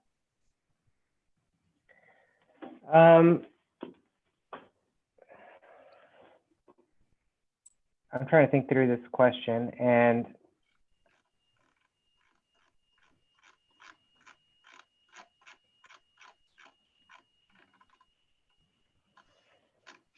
yeah, I'm not can sure. send I that would one have in to. an email too. I can send that one in an email too, and just give you more time to think about it. Yeah, we'll think about that and get back to you. Abby, let me ask you one question on that, follow up to what I was asking before. So you have a drainage model of the city of Rollingwood, I assume. That's how y'all did that. Right, and it's a high level model. So if you wanted to say, gee, we're gonna have larger homes, you could easily adjust that model to reflect that in the future, right? We can. Good. That would seem to me to be, I'd rather, if we build anything for drainage, I'd rather it cover something 10 years from now rather than today, given what we know about what's happening in Rollingwood. So, okay. David, did you have any other comments on the drainage? No, not off the top of my head. Okay, good. Okay. Any other questions while we got Kay Freeze on the associates on the line? Anybody think of anything? Brooke?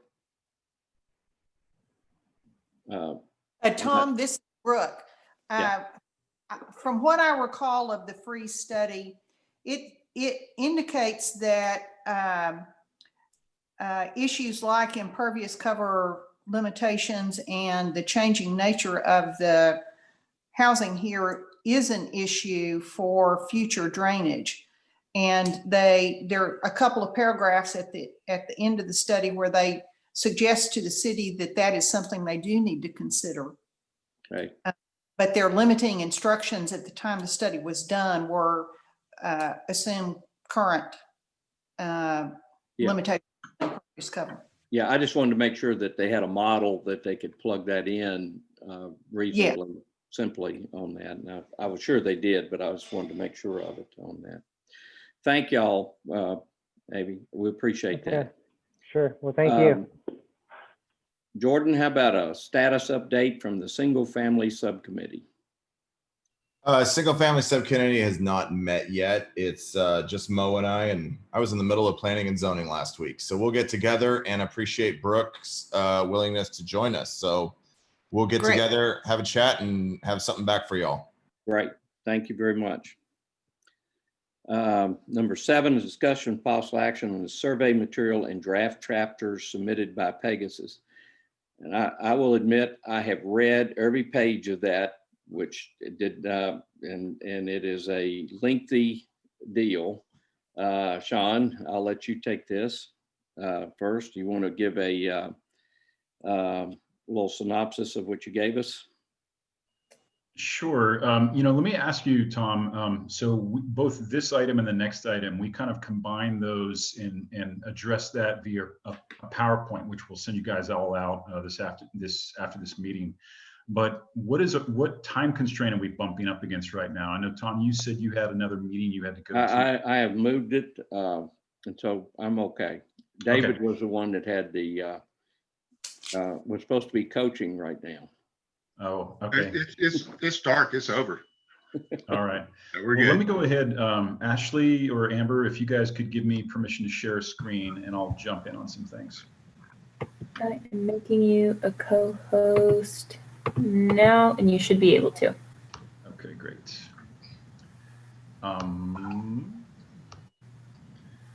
Okay, so what we wanted to talk about were kind of reviewing the project schedule and kind of confirm the public participation plan moving forward. What else do we have left? And if you remember from our last discussion, we talked about, and I know you guys, these questions that we're getting from, these technical experts, I think it's very helpful for everybody, right? But we have a lot to do on this comprehensive plan with a timeline, the council has suggested for us. And so the whole comprehensive plan really starts with kind of looking at what the values for the community are, what this vision is that you all want to have for your community. And so we have some of that we want to talk about, and then discuss some of the chapter goals. The project calendar that we just sent out, I really hope that you guys have had a chance to look at that. We can talk about that and go through that tonight. But if you look at that, you'll see that with beginning next week in particular, we're on a pretty tight time frame, and there's going to be homework that you guys are going to have from Strike Force meeting to Strike Force meeting. Namely, as we're starting to draft chapters, there's an editing process that we're going to have to make some decisions on. And what I've seen work real well is that you have subcommittees, or if you want to just call it, maybe a couple of people that say, I will be on the land use chapter, or I'll be on the economic development chapter. Because what we need, as the one that's kind of putting it all together, is we need one consolidated set of edits, not 15 different edited chapters. It just doesn't work. And so what we've sent you is the introduction, a community profile, and the Parks and Recreation, all of which are draft. There's still more to be done on the Parks and Recreation in terms of goals. And then the survey data that we also sent. And what's one of the big questions that I wanted to get from you guys tonight was, what does that look like moving forward in terms of public input? So just real quickly, what Kathy did is summarized the whole project schedule by month in terms of what we need to be doing.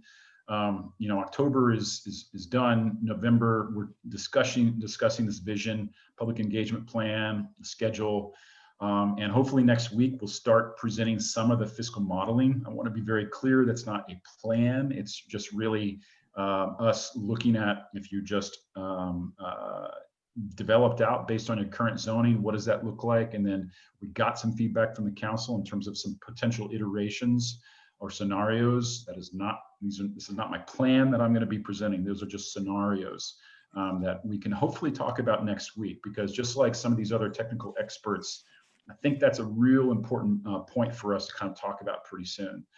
And then in December is when we're really starting to draft the major chapters. And then January, we're editing those. In February, what we had talked about with council early on, and then I think that's something else they're interested in, is having a town hall virtually. I think that's what we're going to have to do with the citizenry when we have somewhat of a draft plan. And then one of the things I wanted to recommend was launching the second survey, but really focused on the zoning, not necessarily the comprehensive plan. I think there's going to be real specific elements of a zoning rewrite that you guys are going to want to get feedback from the community on. And then you can see how the rest of it kind of plays out. There's a very formulaic way with the comprehensive plan. The comprehensive plan's first presented to Planning Commission. They are going to have some edits probably, and then ultimately they will be hopefully recommending that to the City Council. The City Council has to have 2 readings of that before they can adopt that. And then we start into the zoning. And so this is finishing all of that in June, assuming we adhere to a schedule of sorts. On the community input, I know Tom summarized this last time, but we got 10 Strike Force meetings with opportunities for the community to provide input, town hall, which we're suggesting in February, and then another survey, which we're saying that's going to be February or March. And then, of course, the 4 Planning Commission meetings and 4 City Council meetings. Let me ask you, Sean. Yeah. It seems more important that from my standpoint, my personal standpoint, that we address land use versus zoning. I really am not, zoning is, I always consider that a strict city council function. But tell me why I should look at zoning as opposed to land use. Land use to me is a more important deal to get community input on than zoning. Well, so our contract is to write a comprehensive plan that's based on the community input, and then also modify your zoning code. So those are the 2 elements of our contract. The future land use plan is a portion, is a chapter in the comprehensive plan. And I'll go through that in just a second. And you know, I personally feel like we got good enough feedback already in that survey for you all to have the discussion. You know, you guys have been appointed by the city council for a reason, to have a discussion about future land use. So my recommendation, of course, you know, you guys suggest what we need to do, but my recommendation is that, you know, the survey that we're suggesting, we actually would be starting to draft that in December, and then launch that sometime in February or March after the comprehensive plan has been drafted. Now, you know, I mean, I'd love to hear, you know, what are survey questions that you do not feel like we have enough input on right now. And, you know, I mean, it might not, maybe the answers that we got weren't answers that you all wanted or something, but, you know, that's up to you guys. So that's a point of discussion probably we should just pause on right now and hear from you guys. Okay. You know, it seemed to me that in looking at the future, when we're talking about land use plan, the majority of people said, I want more information. They weren't pro or con, they just wanted more information on it.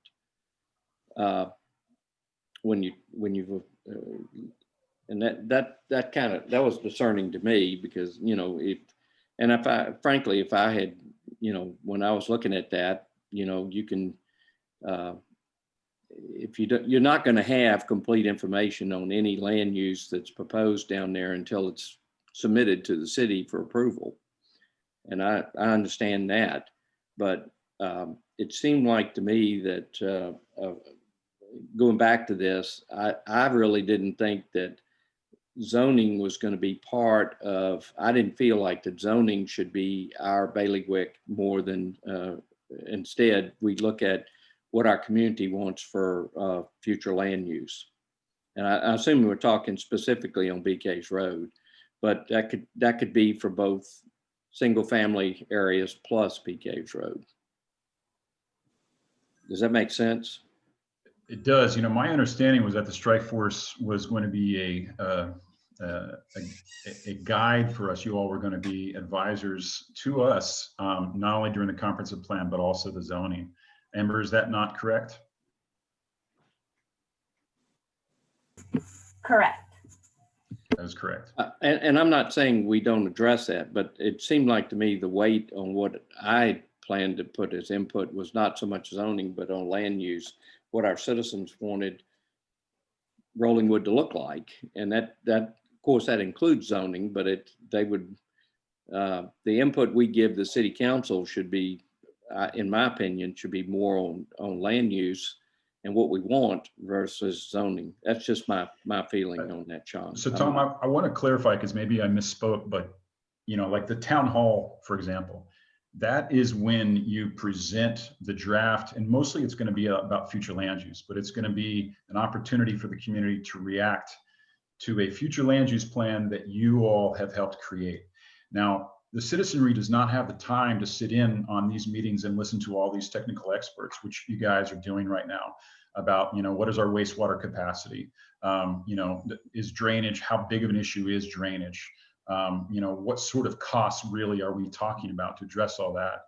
So my suggestion, my advice is that, you know, you all, the strike force, you have enough of the tools, you're getting enough of the information to create a future land use plan recommendation, and then allow the community to provide some feedback on that. Like you said, I think they want more information. I don't know that they're going to get that information in a survey that will allow them to make more of an educated guess. But I'd love the committee to react to that. Okay.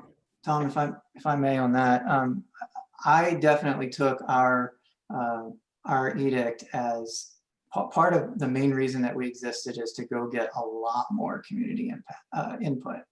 And that, in my view, that was kind of our primary service, was to go gather community input on these things, go get the information that they might need to make an informed decision, go ask more people what they thought with specifics, and then try to put together a plan. And then my hope would be that after we did that, we could then go back to them with this kind of community meeting idea to get. But what I don't want to do is get so far down the line and then find out that the community hates it. I would much rather get I would rather get too much community input now than not get enough and then be way off the mark. So I believe that we really need to start figuring out what questions we want to ask the community, and get a survey out, in my opinion, way earlier than February or March, and asking them far more detail with respect to the questions of what they want. And so I did circulate the questions that a group of citizens in Rollingwood started the process of putting together. And I don't have any pride of authorship, but those are the kind of things that I think we need to ask. I think we need to ask people, would you like to see apartments in Rollingwood? If the answer is no, and if it's a resounding no, that the community doesn't want apartments, I think, Tom, you've made your opinion clear on that.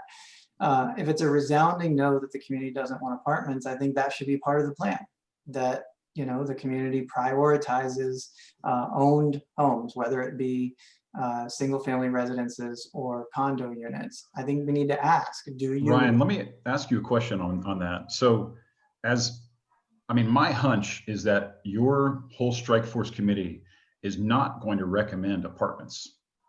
That's a hunch that I have. So why ask the community about if they want apartments if you don't think you guys are going to be recommending apartments? Wouldn't you rather give them something to react to that you all collectively think that is something that you guys want to put forward to the citizenry? Brooke is shaking her head. I'll let her answer that one. If you want me to, let's see if I'm muted. I guess I'm not muted. You're on. This community is different. These people are informed. They want to be involved. They want to be engaged. The reaction to the initial Pegasus presentation, I'm not faulting Pegasus, was that who came up with these ideas and why weren't we talked to? And so as a committee member for the strike force, I'm all on board with what Ryan has walked through here. I think you would get a negative reaction if this committee put forth another plan and they didn't feel like they'd been talked to and had the opportunity to give their input for that plan. In other words, we're working for the people. We're not working for a plan or our opinion. We're working for the people. Is that a consensus among this committee? And I don't have an opinion about this. I'm really just trying to kind of, my job is to kind of move the ball forward here and provide my technical expertise when I can. But I know, Brooke and Ryan, how you feel, but is that the consensus of the rest of the committee? Sean, this is Tom. This is what I look at. I thought the survey covered a lot of different things, and you could get a lot of information out of the survey y'all have done.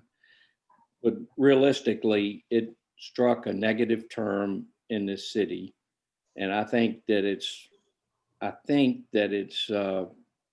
important that we do a new survey, not going over the same ground, but trying to put in some other parts of that. Do we put in something like apartments, which my guess is, and I'm not going to speak for everybody here or the city of Rollingwood residents, but apartments got a lot of negative reaction when it was in there. So, I think that, and part of that was a height that we were dealing with and all that. So height, land use, what we come up with, those are things that I think we need to isolate, to go back and ask our citizens specifically whether they want that or not. Now, I'm usually not going in and asking somebody an answer that, trying to give me an answer that I think I know, or that I know. But I think that that's probably something we should put in there, in my opinion. Well, and I'll add that, there's a science to surveys, and the context can provide a lot, right? You put out a survey, do you want more development up in North Austin? They'll say no, right? And then this is before the domain came out and there were so many people against it. Yeah. So I think, common sense. If you put out a survey, do you want apartments, in Rollingwood? And the answer is going to be no. And so we can validate that. I mean, that's what you do with hard data, to validate an educated assumption. But I think the value from any survey comes in making sure you get some context around the answers versus just a bunch of black and white answers that then you have to go back and get more context anyway, because you just sort of validated what you already knew at a high level. Very good. I'm not sure how much awareness is of the challenges that Rollingwood faces and why a lot of this is even on the table. And I think including more of that people have to, so people can weigh pros and cons, would be helpful to learn what their thoughts are. Okay. And I would agree with that too. We need more input. And that's in the questions that I circulated. Those are in there too. I tried to include all of the needs that have been identified, along with hyperlinks to the assessments of those needs, and then try to get a picture of what people really want and what folks really don't want. I really do believe, as Brooke said, that our job is to be representative, and that the way the how we got here is that people didn't feel like they were heard enough. And so let's go find out, and let's go let people be heard. Yeah, I'm going to offer a little bit of a different opinion, because I don't think that people, at least from my perspective, talking to people, I don't feel like people didn't think they were heard. I feel like people were kind of assuming worst case scenario, and I think there was a little bit of panic, and a lot of that has to do with messaging and everything else. And Ryan, I'll acknowledge that I'm sitting there trying to find them, but I've not looked at all your additional survey questions. But in terms of any sort of planning from a governmental standpoint, you go through what's called scoping initially, typically, in terms of whether it's a federal rulemaking or a management plan or a plan like this. You go through scoping and you provide people for a opportunity for input, and you do surveys and gather data. And then, typically what you do is you put it in a framework of, okay, here's a range of alternatives. And then you kind of start narrowing it down. But at a certain point, and particularly, one of the purposes for this strike force, and one of the reasons it's frankly the size it is to get some representation on here, and to drill down into these issues and get some perspective on them. And I think there is you can kind of go out there and Sean, I think you would probably have some perspective on this, but you can go out there and kind of scope the thing to death and keep on asking a lot of questions and kind of get almost kind of create too much data that's all over the place, that then you have to go through and ferret out. And at the end of the day, you can also run the risk by doing too much scoping of disenfranchising some people if you don't include all their ideas. And also at a certain point, fairly early in the process, you need to put a little bit of a straw man out there, knowing that is a straw man and it can be adaptable. So, I think Mo has some, good comments about the theory of surveys and what to do with survey results, et cetera. And I think we need to strike the balance between kind of creating, too much, input and data point and too much surveys, because people also suffer from survey exhaustion. And at the same time, if you have, a straw man out there, some alternatives out there for people to provide comments on, an open house standpoint, open house perspective, et cetera, then you can make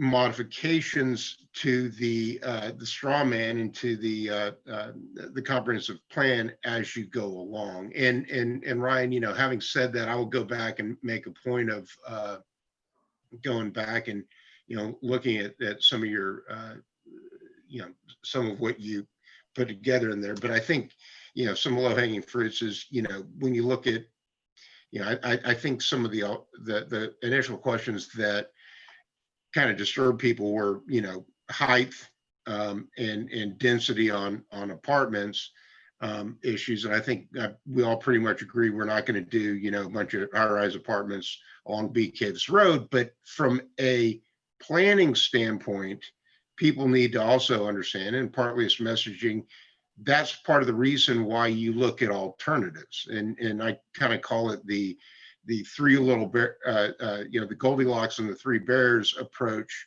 to planning. You have to put, the porridge that's too hot out there and the porridge that's too cold out there. And hopefully as a community, you come together, somewhere where the porridge is just right for the community. But, I would be careful about, kind of going back out there on the heels of this, last survey and do a whole bunch more survey work without actually kind of drilling down into some of this a little bit more. And I don't know if we did it last time, but I've looked at the document Ryan sent out, and my opinion is if we're going to do it, is like it says, it talks about some examples are, the city of Rolling was considering, I would just put the context in the questions, and I think ranked choice would be a lot better. Apartments, condos, hotels, mixed use, right? Like, for example, the city of Rollingwood needs to raise an additional 10 million over the next 20 years. Rank these 5 in from, most appealing to least appealing, but don't let people say no to everything, because we can't, my current understanding is we can't say no to everything. The status quo is not sustainable.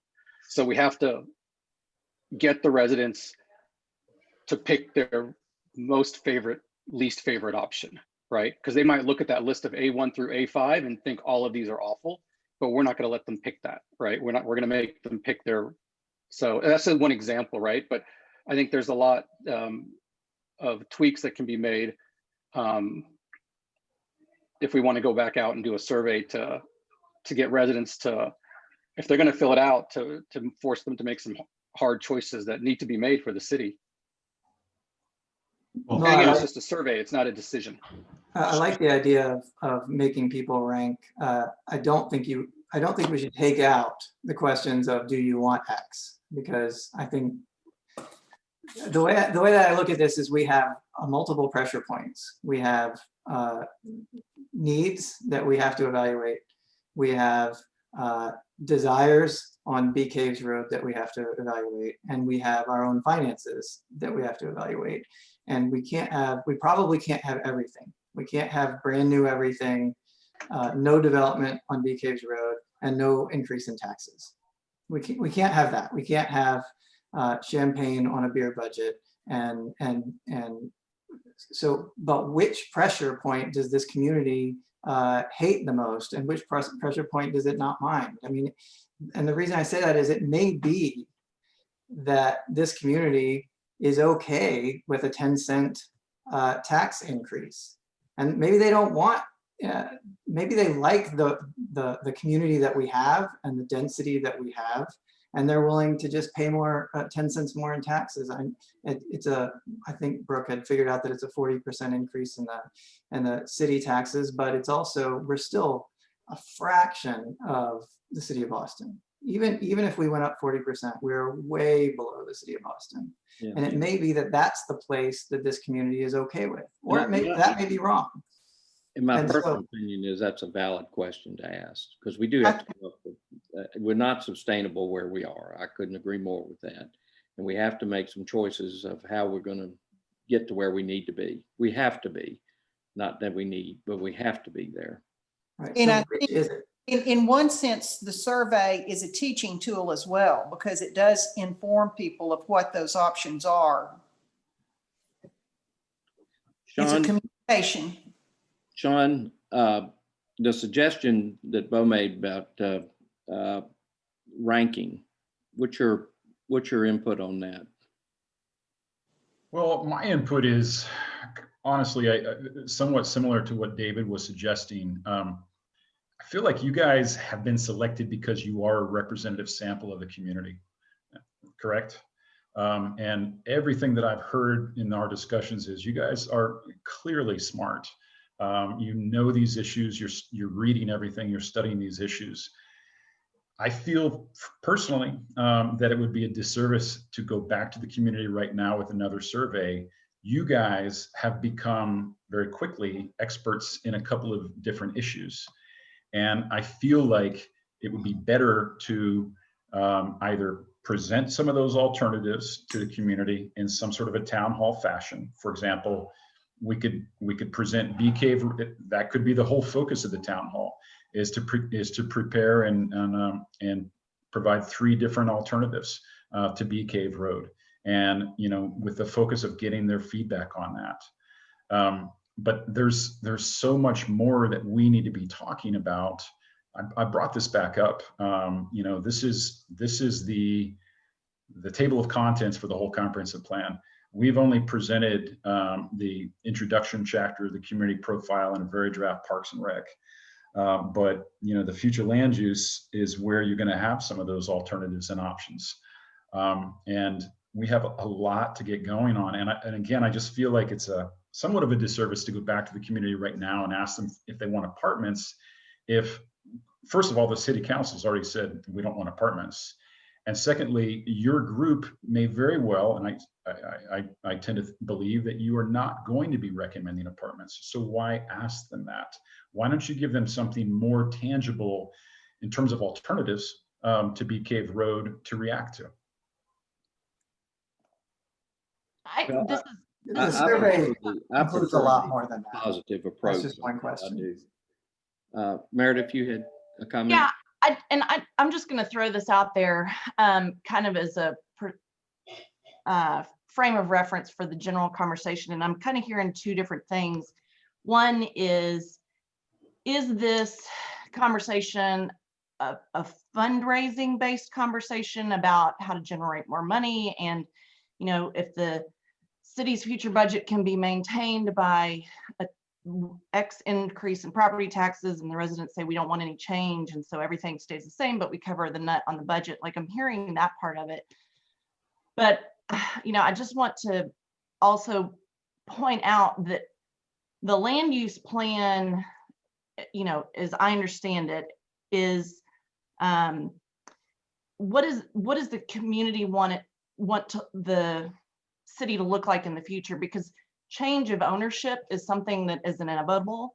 Gaddy's on Bee Cave just sold, and I don't know what the plans are for that, but if you have a 100% limitation to changes of use or redevelopment of property to a higher and better use, then what you end up with is dilapidated property. And I'm pretty sure that the community doesn't want that. And so I just want to throw out, remembering that perspective, that it's a bigger picture than just money. It's about, the look and the feel and the connectivity of the community going forward, for what that's worth.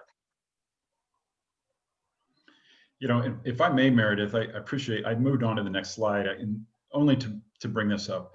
From the survey, we gather in the interviews that we've had and the conversations that we've had, these are the values that we have gathered that the community holds to. I wanted to get your feedback on this, but a tight-knit community, protecting residential character, property values, community identity, environmental stewardship, safety, family-friendly and vibrant commercial corridor catering to residents and visitors, walkable, multimodal, fiscally responsible and fiscally sustainable, high level of municipal services.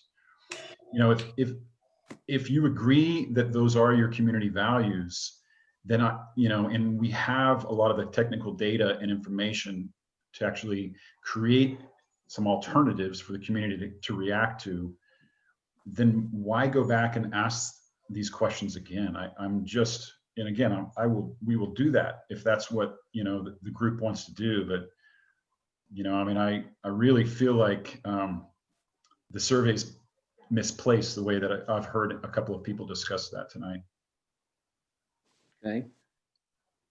This is Mo. So that's also my, if I understand correctly, I share that opinion in the sense that my understanding is the city council went with Pegasus. They did a survey, and then the reason, you know, they came up with the initial draft or the initial V1 of the plan, and it wasn't well received.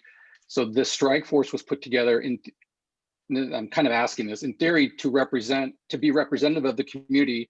We are empowered to come up with a different drafts or versions. And if we put something out there that says no apartments and we get a bunch of blowback because the community really wants them, that means the strike force wasn't, you know, it kind of missed the mark and being put together as having the pulse of the community, right? But if we assume that it does have the pulse of the community, then in theory, we have enough knowledge on the team, on the strike force to only include stuff that's at least somewhat representative and somewhat, you know, like obviously the devil's in the details, if you will. So I think this might've been what David was saying, and that's when we can then go ask the community. And in theory, there should be nothing out there that the community is like shocked at, because we know what the community is inclined towards and disinclined towards, et cetera. Yeah, and Mo, I tend to agree with you. I mean, I feel like, you know, there was a strong, pretty visceral reaction to that initial survey because of, you know, particularly what they saw as extremes on one side, or what a lot of people I know saw as extremes on one side of the questions of potential uses that were being asked. And I think sometimes, you know, and I think the people who had really strong feelings mobilized pretty fast and commented pretty strongly in response to that survey. And I feel like, you know, that is a good thing, because we have the data. Pegasus compiled the data. And then in response to a lot of people's strong reactions to the survey itself and some of the things that were proposed in theory in that survey, kind of within the range of scoping alternatives, the city council kind of created this larger task force to take a look and tackle it. So I think, you know, I at least feel like we don't have any shortage of data on, I mean, well, I'll speak on behalf of myself. I feel like I have no shortage of data out there between, you know, what I've heard from fellow citizens, what I've seen in city council meetings, and the responses that Pegasus has supplied me, not to feel pretty good about, you know, going ahead and creating, you know, a couple of straw man alternatives to then bring back in an open house. And it's kind of on me if I erred too far, where someone says, well, you know, Smith, what the hell are you thinking by proposing, you know, Dobie Tower on Bee Caves Road? And I just, you know, I worry that going back out with, you know, I worry that some of these survey questions get kind of a little bit into the weeds and a little bit kind of from where we're going with the comprehensive plan, and, you know, kind of have the potential of, you know, kind of creating some special interests alternatives out there, as opposed to kind of, you know, and I'm not afraid to work hard with everyone on here to put out, you know, some straw man alternatives that people then can take and look at everything else, because a lot of times when you're looking at things in theory, the theoretical possibilities are far worse in people's minds than the reality of seeing something that, you know, either, you know, 1, 2, 3 straw man possibilities as alternatives. And that's just based on kind of my experience working on, you know, some pretty controversial planning exercises, you know, particularly national park, you know, planning exercises where you have some people who have some very strong interests, and, really until you start getting things on paper in terms of a range of alternatives for people to take a look at, it doesn't really start coming together. I had thought that we would probably not produce a new survey until we had at least a draft land use plan. I mean, that's just what I had kind of thought that would be a better way to do this. And I'm not opposed to a ranking system and utilizing that, because I think you have a lot of data. I read the survey and you got good comments, a lot of comments of people that really cared about the city.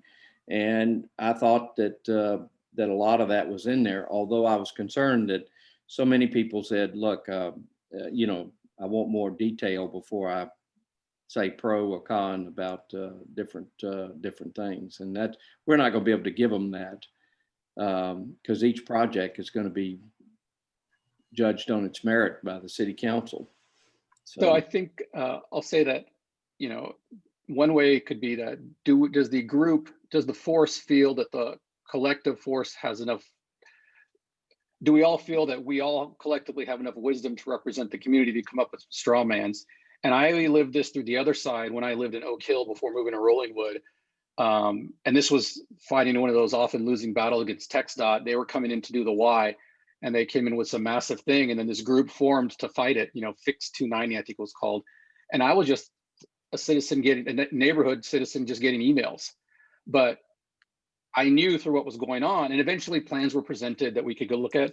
But the Fix 290 group, like they were, without knowing me, they were able to represent me, right? They could represent what our neighborhood values are and all that. And I knew about it by reading the emails and stuff. But if we think if we collectively don't think the group has enough, wisdom or knowledge, because that's kind of, I think, why it was selected, and we need to go collect more data, then we should collect more data. I think I'm inclined to think that just having listened to y'all for a month now, there's so many smart people here and so many knowledgeable people that I'm kind of inclined to think we do have enough. Well, I think the idea of a survey a new survey is not something that I would think we need to do right now. I think if we get to a point where our committee gets, we are not in agreement about what we think should go there, then we could do another survey. But I agree with you, Mo. That is, I think we have a representative group here, and that's important. I think that we do use the data that we've already paid for. So, Tom, I also see Drew had his hand up as well.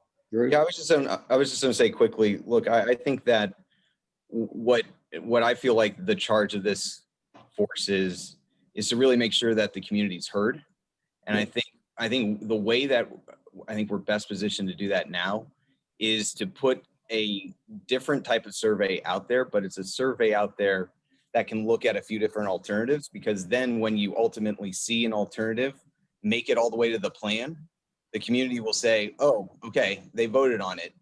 We all heard that, we saw that. And so you need some more granularity to come of it. And so I think that, I think all of us will be, kind of run down if we don't get real buy-in from the community before a formal final plan is presented.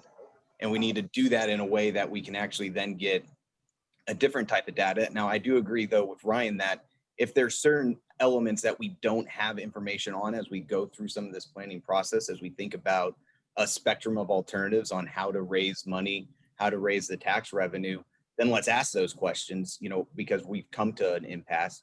But I do think it's probably worth a shot for this group to put their heads together, knowing what we know now, and try to get a spectrum of alternatives for each type of decision that needs to be made along this plan. And that way we can, in essence, allow the community to have a survey of what an output is versus some intangible thing of what they would like to see. So that's my viewpoint. And maybe it's kind of splitting the difference here. But I think there's probably a need for both. But I ultimately think that this is a pretty diverse group and informed group that can hopefully make some ground and headway, so we don't continue to pepper the community with surveys. Tom, may I make a suggestion? Sure. Could we maybe take all of the feedback we've gotten tonight into consideration, but put it on hold until after next Monday. Because Monday is when I would like to be able to start presenting a couple of those scenarios and illustrate what some of the fiscal analysis could be in each of those scenarios. And for you all to be able to react to that. And then, you know, as David knows, then we make modifications in iterations and create what you all would feel comfortable with as 2 or 3 alternatives to put forward to the community. And from that, we can make some decisions on, when and how you guys want to gather community feedback on those options. You're talking specifically about BK's Road, but I don't want to exclude Yes. our single family decisions we have to make too. So it may That's be correct. It may be 2 sections on that. Well, I'm not opposed to that, and I've noticed that we're over our time, and I apologize for taking up so much time on that for everybody. Hey, Tom, I've got a quick question before you go, if I may interject. Sure. Would there be any merit? I know we're kind of going backwards and forwards on a questionnaire. One of the things that I kind of liked was when we got this sheet, this 2-page sheet about the introduction to the to what's going on the comprehensive plan and progress. Yes. Do you think there's any value in kind of doing an updated one, maybe not now, but maybe in a few weeks' time, out to the community to just summarize where we're up to, what we're doing, and to give them an update, just so they feel that they're not, everyone has the right to join these meetings and listen, but not everyone will, spend 3 hours of their evening every other week doing that. But I think it's just a handy way to communicate with the community, and then they can raise any issues they see just based upon that short summary. Excellent idea, Phil. I think. Are we able to text the We'll do community? that. We'll send it out. Text its citizens? Yes, we can send it. We can text. We can whatever we can. I don't think we have the text site for everybody, but we can send it through email. And we I get the emails and the voicemails. I've never gotten a text from Rollingwood, so I was just curious. Yeah.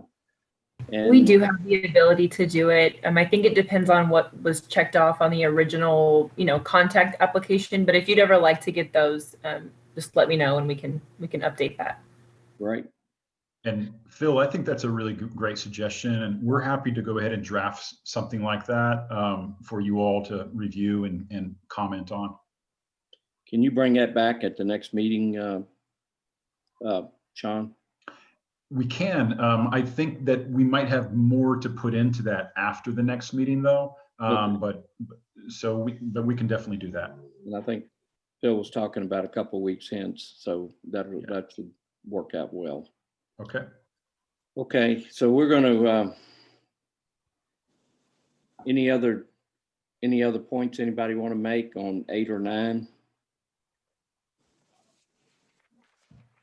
Brooke, you were going to handle the tax rate analysis. Do you mind if we table that till next meeting? Not at all. And Meredith, I was going to call on you for the traffic issues that you and I had talked about. Do you mind if I table that to the next meeting? More than happy. Very good. Is there, number 11 is other business and data requested. Does anybody have any other information? I want to make sure everybody has as much information as they think they want on any issue. Not seeing any. And our next meeting is November the 16th, which is a week from today. And no comments on that. Everybody can be there. Great. Public comments. Amber, do we have anybody? Don't see any hands raised. Ashley, do you see anybody? I don't, and I'm not sure that it's a hand-raising situation. Anyone who is in the audience and would like to speak can always unmute themselves now. I don't see anybody out there who would like to unmute, that would like to address us, the strike force. Not hearing any. Do we have a motion to adjourn? That should be an easy. I'll move to adjourn. Thank you, Brooke. And we have a second. Second. We are adjourned. Thank y'all, and we'll try to make our next meeting very productive. I think we've got all the information we need to have, and I will work with the city on getting the wastewater question answered. Thank y'all very much. Thank you for your input. Thank you, everyone. Have a good night.